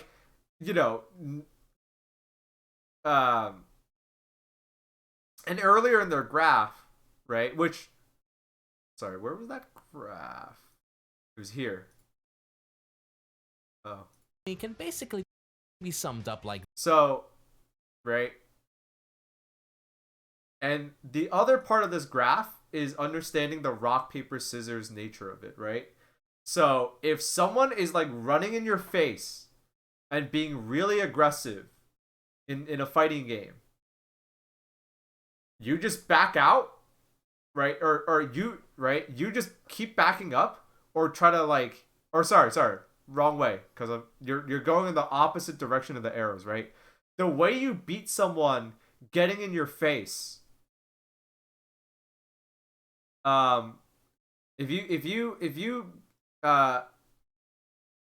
the way you beat someone getting in your face in a fighting game is you play keep out, right? You back up, you wait for them to take the risks, because they are taking risks when they're getting in your face, and you try to play keep out. So keep out beats rush down, right? So if someone's preoccupied by just playing super defensively, you have to bait them into making a mistake. So whiff punishing beats keep out, right? But if someone's preoccupied trying to look for openings and they're trying to get too clever and too tricky, people will just get in their face and hit them. And this is the rock paper scissors of it. Keep out beats rush down. Rush down beats whiff punishing. Whiff punishment beats keep out, right? This is like a core design in every single fighting game. Every single fighting game will do this. And if you are playing these games, this is something you definitely have to understand, but it's also something pretty important to understand if you just want to watch. Because what will happen, I'm going to see what they say about it, but it happens in every fighting game, and in between like single rounds alone, the players might be switching between those options. Dynamic is by no means limited to just Tekken, and different games will emphasize different aspects of the neutral. Street Fighter, for example, though it tends to vary wildly between iterations, is often a grounded mid-range footsies game dictated by powerful keep-out tools. Air dashes, on the other hand, enable their oppressive offense through their wealth of fast approach options, though these are often counterbalanced by equally powerful zoning options. In Tekken, movement is generally slower, but much safer since you can cancel out of dashes and backdash while blocking.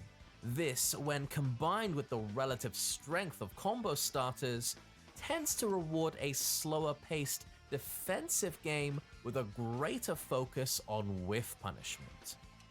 Mortal Kombat 11 or Grand Blue favor more defensive play, while Mortal Kombat X or Guilty Gear favor offense. King of Fighters takes the Street Fighter template but turns the dial towards aggression with running and short hops. Both offense and defense can be super oppressive in Killer Instinct depending on the character, while the Smash series takes these core concepts and puts its own spin on it through primarily aerial combat. And that's one of the great things about fighting games. There's something. How many real fights have you won, Baaulp? Zero, because I've gotten to 0 real life fights, and I don't ever want to get into a fight ever.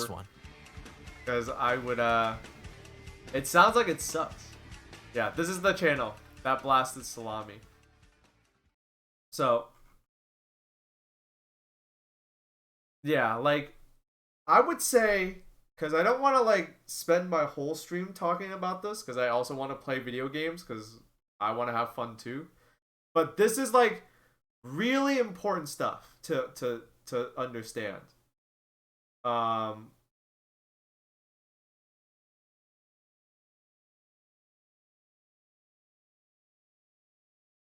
Something I've been wondering is the difference in mechanics between 2D and 3D fighting games. Aside from the obvious, just additional dimension, like, how does it affect gameplay? Is it inherently more difficult to have the factor in moving your character closer or further away from the screen? So, I mean, it's like they said it in the video. 3D games, it's usually like big on whiff punishing. Yeah. Because like because there's 3 dimensions, they will make moves overall stronger because there's like an alternative way to get around them. Like Tekken and Soul Calibur have like some crazy ass moves. They're just like you just like jump forward, and it's like an jump forward, and it's an overhead, and it's a combo starter, and it's plus on block. But if you sidestep, it misses completely. And it's the same thing as like there's a bunch of moves that are just like perfectly safe, and you just keep doing them over and over, and they can't do shit about it. If they try and interrupt it, they'll get counter hit, and then it'll be a combo starter. But you duck and it misses. Stuff like that. Are there any mods in the chat right now? Note what's happening. I'm not gonna say anything about it. Sorry. Give me a moment here.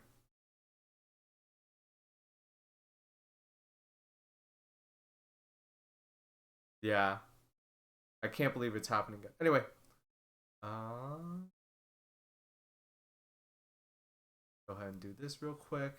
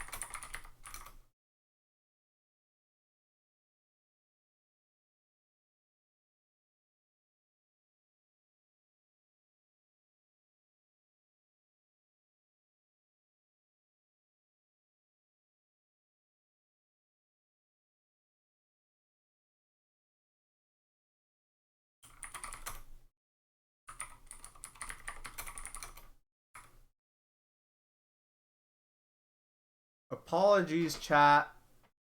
Give me a quick moment. Hold on.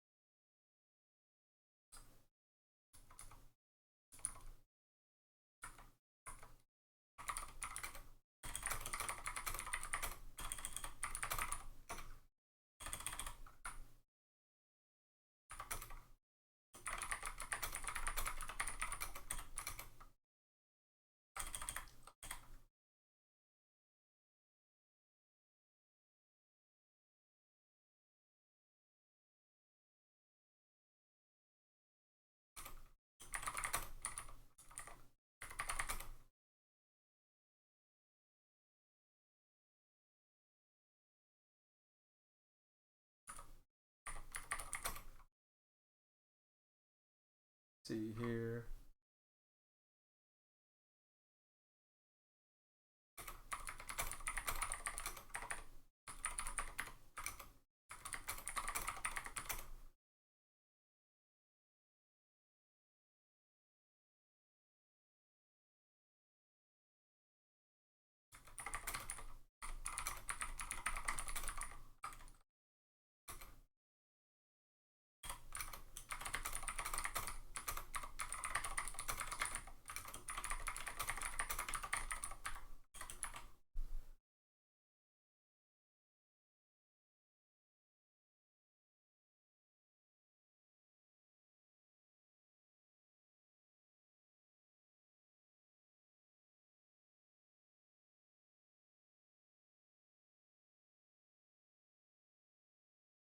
What was I talking about?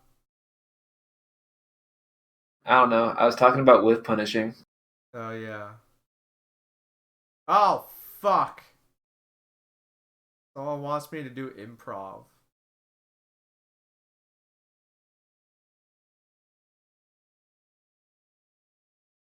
Um...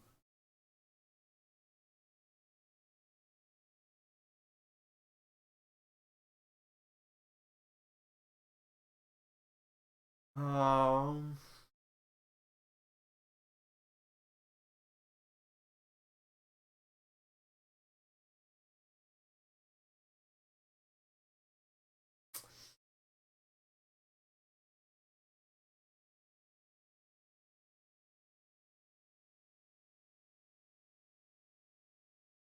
Uh,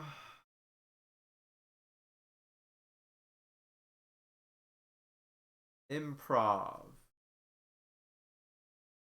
Improv.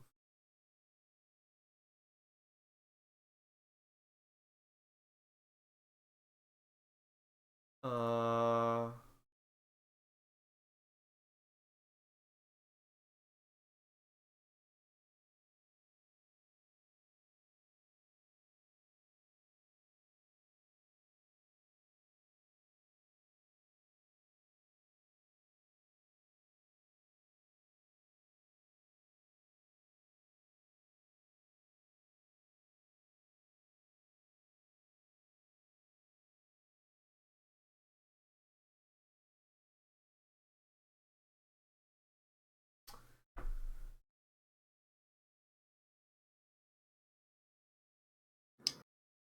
Did you do one about an ogre with ice cream? No, shut up.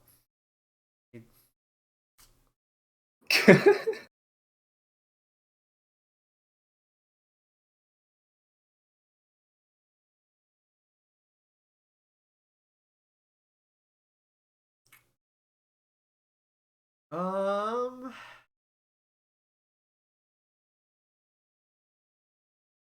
Yeah, log. Don't worry about that.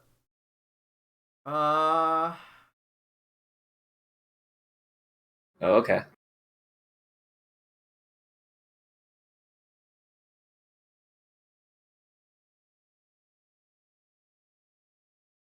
Improv, huh?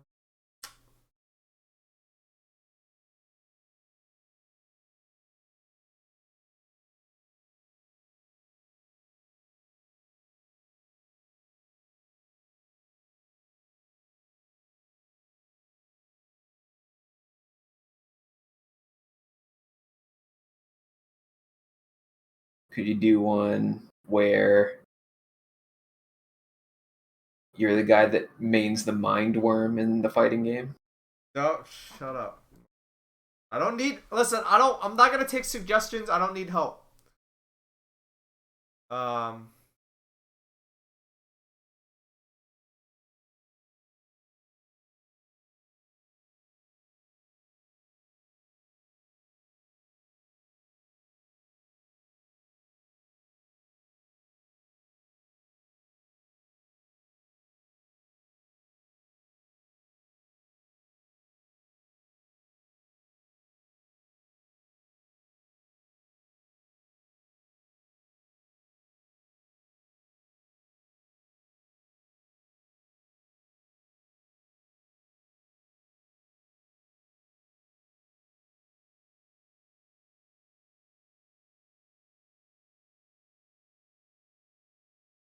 Uh.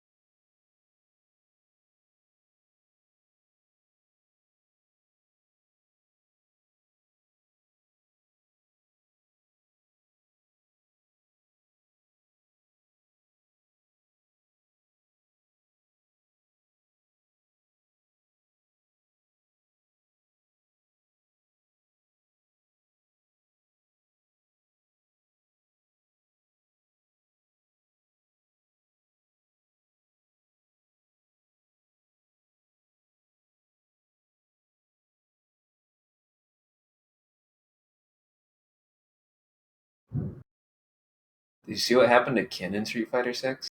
Hold on.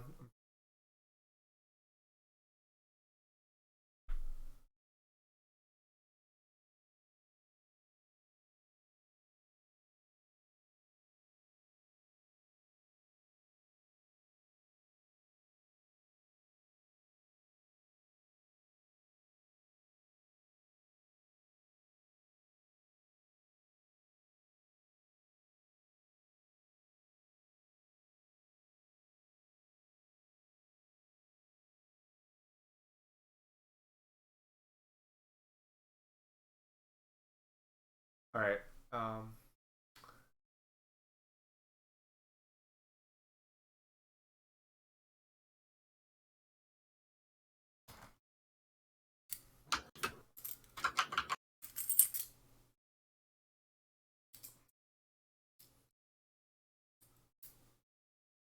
Oh, look at me!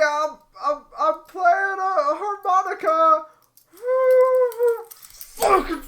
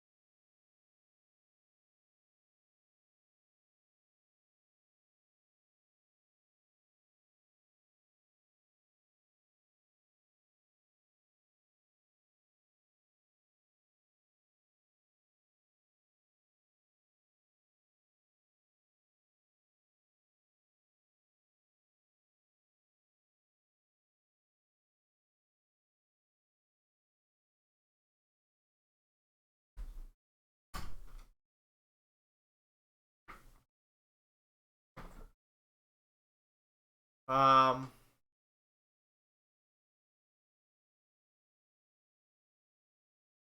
Yeah.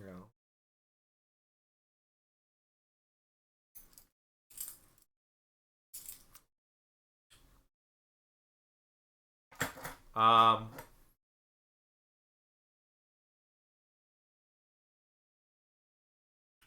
I wanna.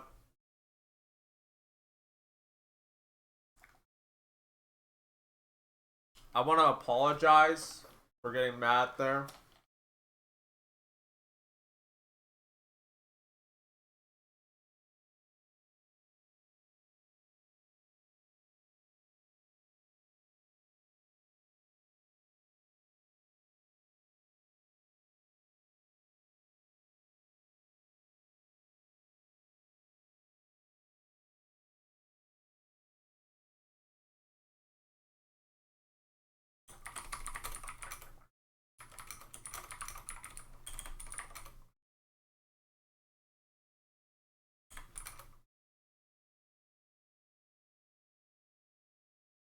Um. You know, I keep telling myself that I'm gonna remove that. I keep telling myself that I'm gonna remove that channel point redemption thing, and I always forget. And Well, it goes down amazingly every time. So.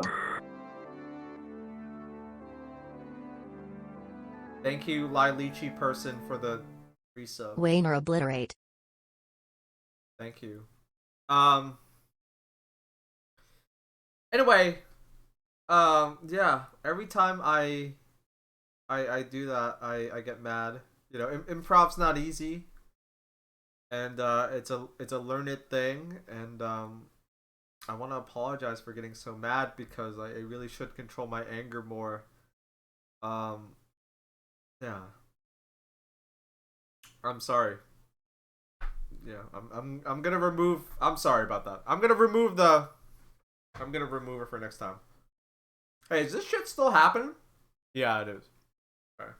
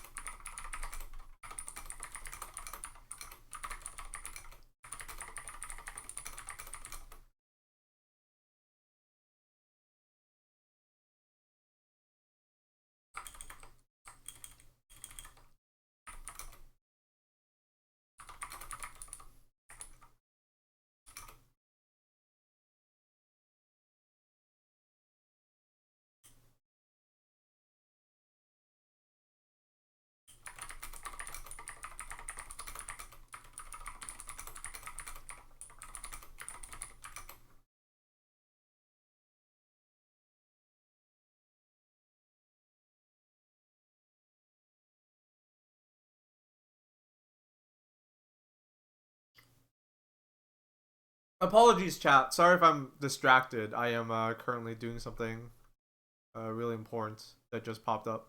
Give me a moment.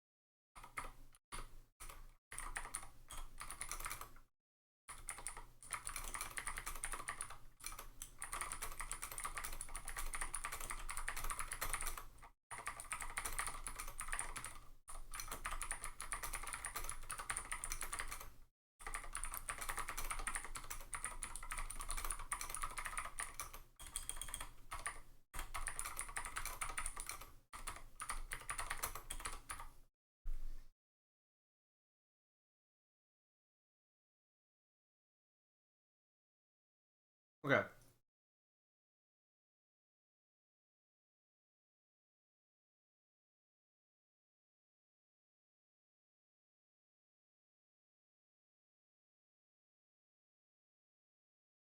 Well, shit.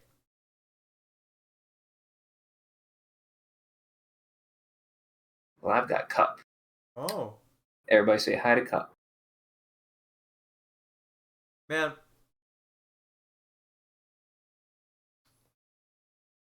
I am what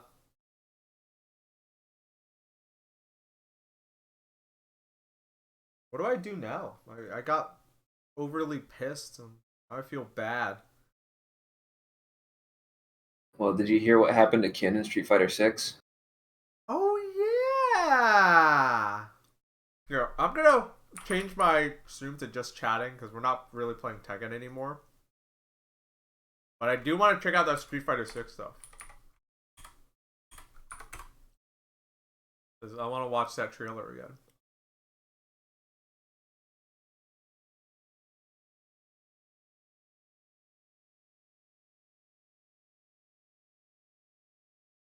Is Ken uglier?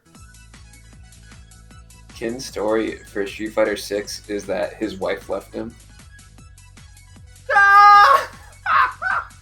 Really? Are you joking? Thank you for the fighting game lessons. His wife left him, Sorry, and now he's shit's just going like down, walking have a around. Stan's smile. Hey, don't worry about it, Sarkanoff. Thank you so much. Thank you for the $10. Much appreciated. That Neelix stance does make me happy. Don't worry about it. It's not on you guys. But thank you. Your generosity is greatly appreciated. Yeah, sorry. His wife left him and took the kid, and Sean and Laura are trying to get him back. That's so stupid. Anyway, let's watch the trailer for Street Fighter 6.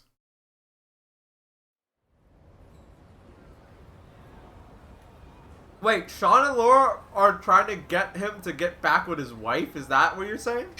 I think they're trying to get him to not, like, wander around the streets alone. Damn. Trying to stop him from being a divorce guy? When you go looking for strength, it's not like a game. This journey doesn't have a real ending. Yeah, sometimes it starts with a divorce. Okay then, hope you're ready to begin. If you want to start off on the right foot in this city, hit the streets. I don't like how Luke looks in this game. He's so toothy. Yeah.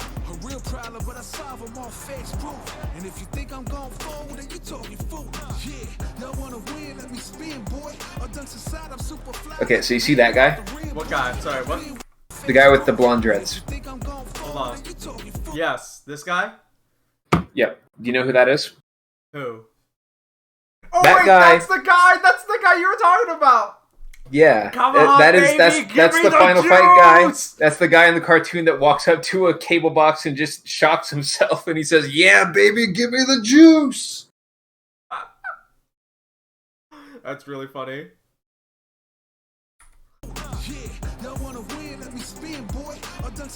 You better do that in the game.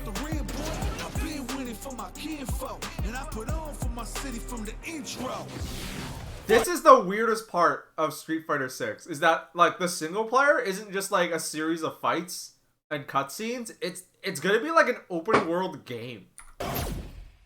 It looks like fucking Watch Dogs.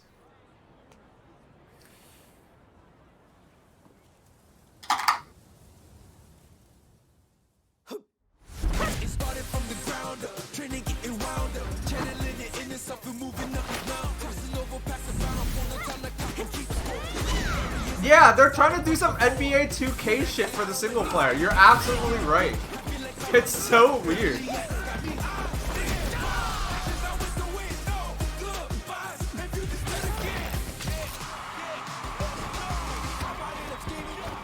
I hate how those two characters. I hate how Luke and that guy looks, by the way. Let me have some fun. Ready?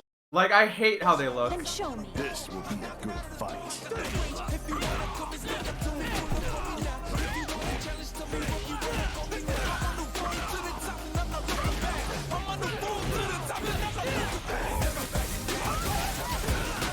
Luke looks like a streamer? Yeah. Yeah, honestly, I see it. I see what you mean.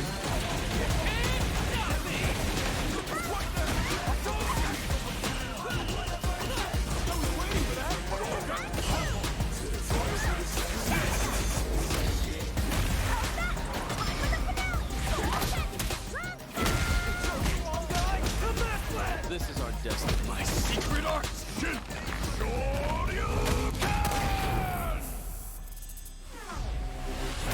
Street Fighter 6.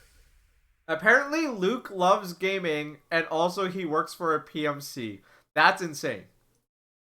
Yeah, they made him like the most hateable guy. Yeah. And whoever Kimberly is I don't know. So the funny thing about this is that like they leaked all that concept art yesterday. Yeah. But there were text leaks 3 months ago. Kimberly is an urban ninja. Okay, so that's like your Ibuki stand-in, I guess. Yeah, your parkour friend.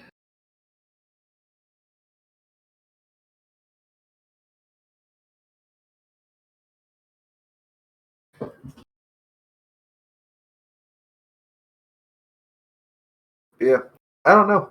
They were they kind of just like didn't care. They didn't give a shit.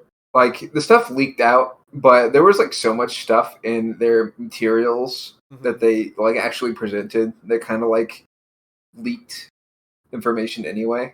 Yeah. Like it just showed the names and of characters and stuff. So like a tournament bracket that's had Cammy and Guile and shit on it. It's free advertising. Why stop it? Well, first things first, there's someone in your company leaking sensitive information. That's bad. Number two,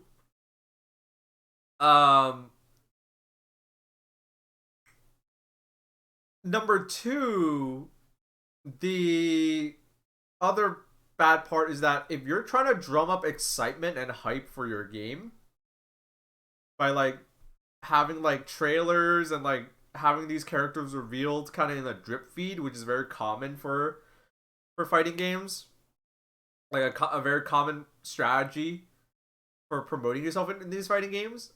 Like, yeah, leaks ruin hype. Exactly. You're trying to ride this hype train, and well, I'll tell you one thing. That might be true for some games, but if I didn't know who was going to be in Street Fighter 6, and true. They like walk on stage for Evo, I was like, all right, we've got a trailer for you guys, and it's a trailer for Cammy. Like, I would be telling them to go fuck themselves. Like, I feel like a trailer for a Street Fighter 2 character is anti-hype. Like, everybody knows Street Fighter 2 characters are going to be in a Street Fighter game. Do you have the picture of all the leaks? Not on me. I'm actually about to go.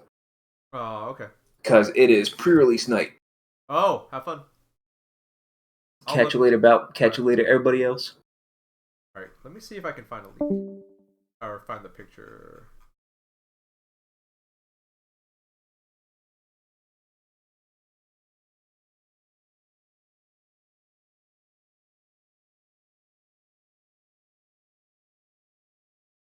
Oh, you have it right there. Thank you, Jerry.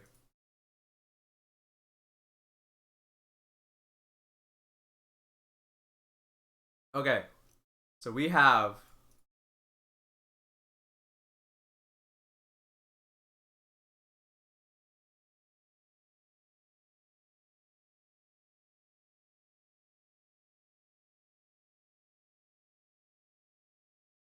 they have translated names in the tweet below. Oh.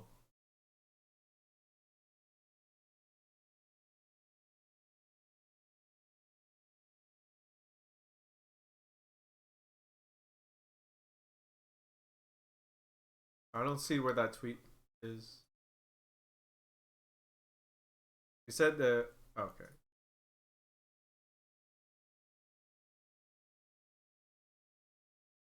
Okay. Let's see. How do I do this?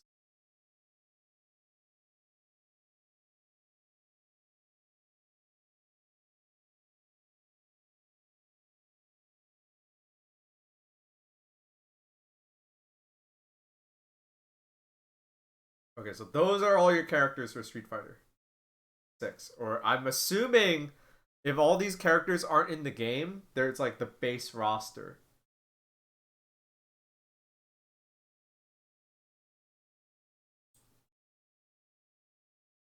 So your first line is like, wait, let me think. Ryu, Ken, Zangief, Dawson, Wanda Blanca, Gao, Chun-Li, Cammy. This is like all returning characters. That's cool. Ryu looks like even more of a hobo than he did before. Ken is divorced. Zangief has pants. Dawson has a better beard than he did before. Honda looks like looks badass, but he's also still a sumo wrestler, which is weird. Blanca has a shirt. Guile looks is that like a weird hoodie? I can't tell what that is. I seriously can't tell what that is. Chun-Li, I like her. I like Chun-Li's outfit the best. Because it isn't trying to be just like... A lot of the new characters are like, let's just put them in urban streetwear that's trendy. But Chun-Li looks like... This looks like a good evolution of her previous outfit.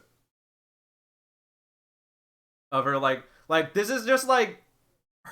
This is like her original outfit, but like new. So it looks cool. Cammy, I heard a lot of nerds were freaking out because Cammy gets to wear pants in this Street Fighter game.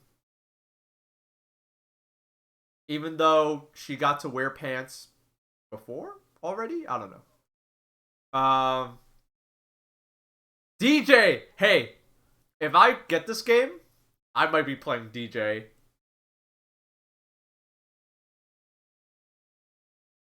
Yeah, DJ is back. Genuinely surprised DJ is here. If I play this game, I might be playing DJ. Because DJ is funny. DJ looks funny as hell. DJ always looks so fun to play. He's like a not Shoto. Cause he has a projectile. But you know, DJ wasn't like, it's been so long since DJ's been in a Street Fighter game that he could be totally different. But who knows? Rashid is Rashid. Jury. Mira really likes the Jury design here. Whether the gameplay is going to be any good, I don't know. We'll have to see what Mira says, because Mira tried Jury in Street Fighter 5 and she hated it. Because they changed her too much. Ed is lame. No one likes Ed. I'm really surprised that Ed is back. That's how you know this isn't a leak. That's how you know that this leak is real. Because only Capcom would be like, and here's Ed. You know, if this was fake and someone was gonna make a fake roster and say it was a leak, they wouldn't put Ed in here. Only Capcom would be like, and here's Ed. So that's how you know this is real. Akuma is Akuma. He's still okay. I'm of the opinion that the coolest / scariest thing about Akuma was that he was, even though he was like a crazy guy, that he was clean shaven. Does anyone else agree with me? Like, he's like this wild man. He's like evil, you know, whatever, but he's clean shaven. And something about that was cool. And so like in the new one, it's like, well, he just has a beard because he doesn't do anything but fuck people up and fight. But like, I don't know. I don't like the design here. Like, okay, cool, but like, I don't know. Something about Akuma being clean shaven is way scarier than Akuma having all this facial hair.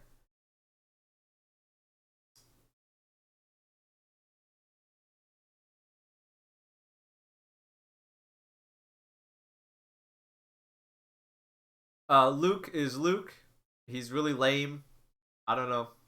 Trying to go for the ninja audience. Marissa. This character looks cool. I don't know what this character's deal is about. Marissa.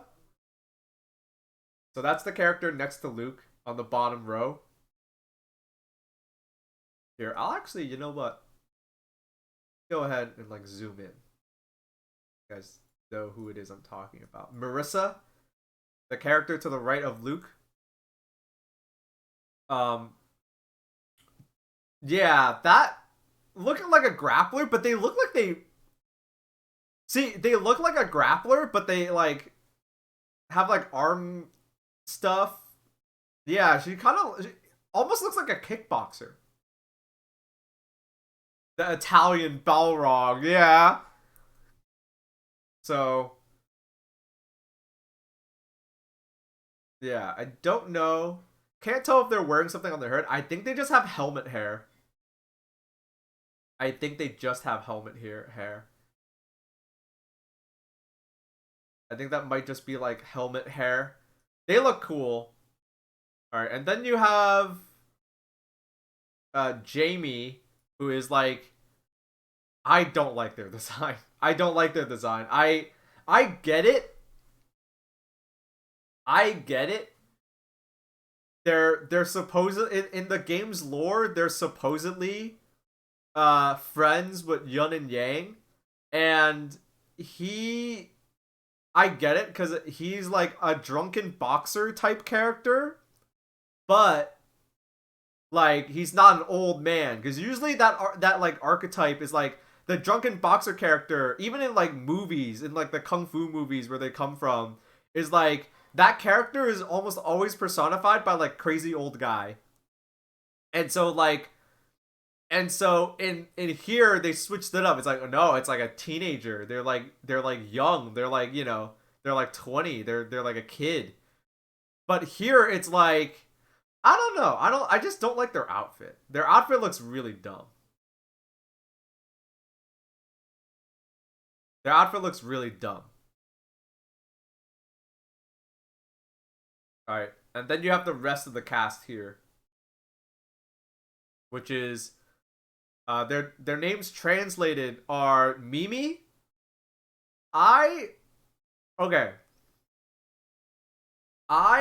Someone said that that's female Abel, and now I can't unsee it. I can't unsee it. That's just girl Abel. Now, are they going to be as good as Abel? I don't know. But that'd be cool. They look cool. Then you have like Lily. Do you know this character is going to be for gormless idiots because they have a weapon? they have weapons. So they're not fighting with just their fists. They got weapons, which is cheating, but whatever. Then you have JP, who this character just looks sick. Their flag is a question mark because they are Illuminati. If you haven't played any of the newer Street Fighter games, the Illuminati are very important to the game's plot, and all of like the weird characters like Q and G and JP are related to the Illuminati character, are related to the related to the Illuminati. So I mean, he just looks fucking sick.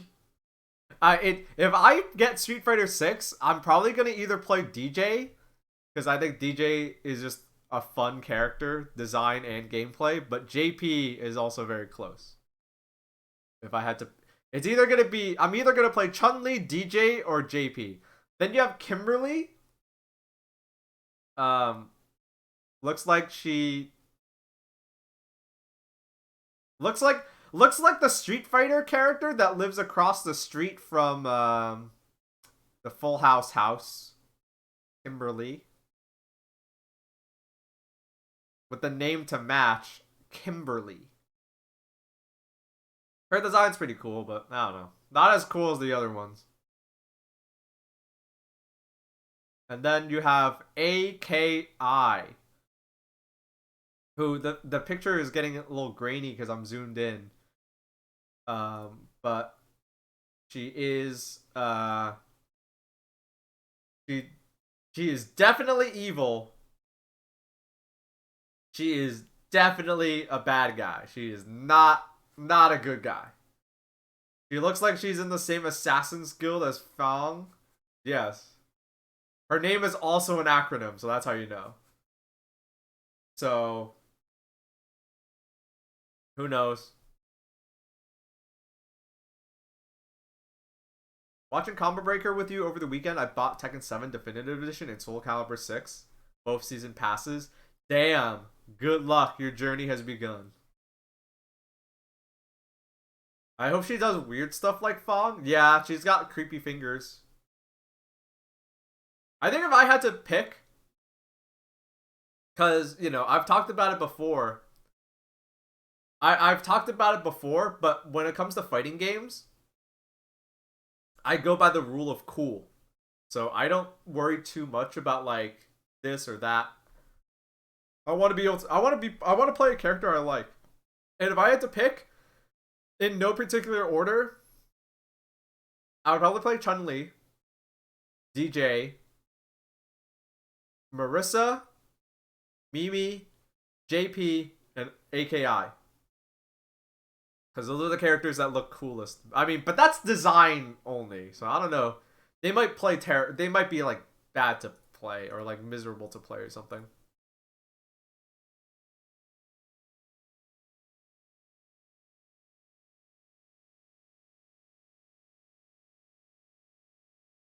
Who are your picks in other Street Fighter games? So, in third strike, well, here's the thing. And here's the thing. So, in other Street Fighter games, my decision is also based by gameplay. I don't know how any of these characters are going to play. That's what I'm really excited for. Is I want someone who's candid.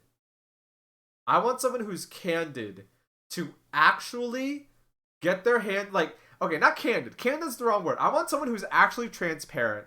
Who isn't just going to be like, you know, who isn't just going to say that Street Fighter 6 is the best fighting game in the universe.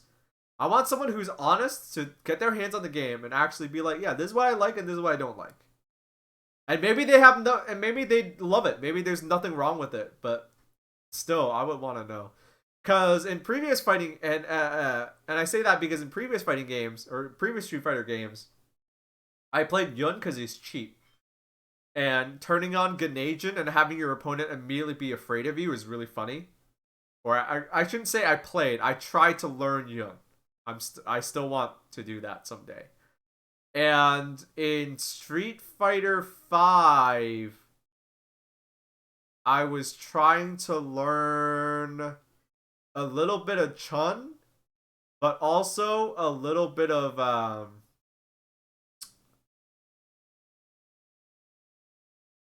Bison.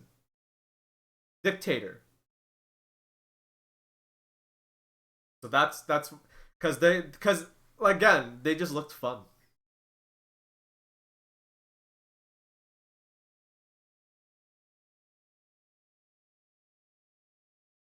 Ken lost the kids, and I can't believe it. How could you play Ken?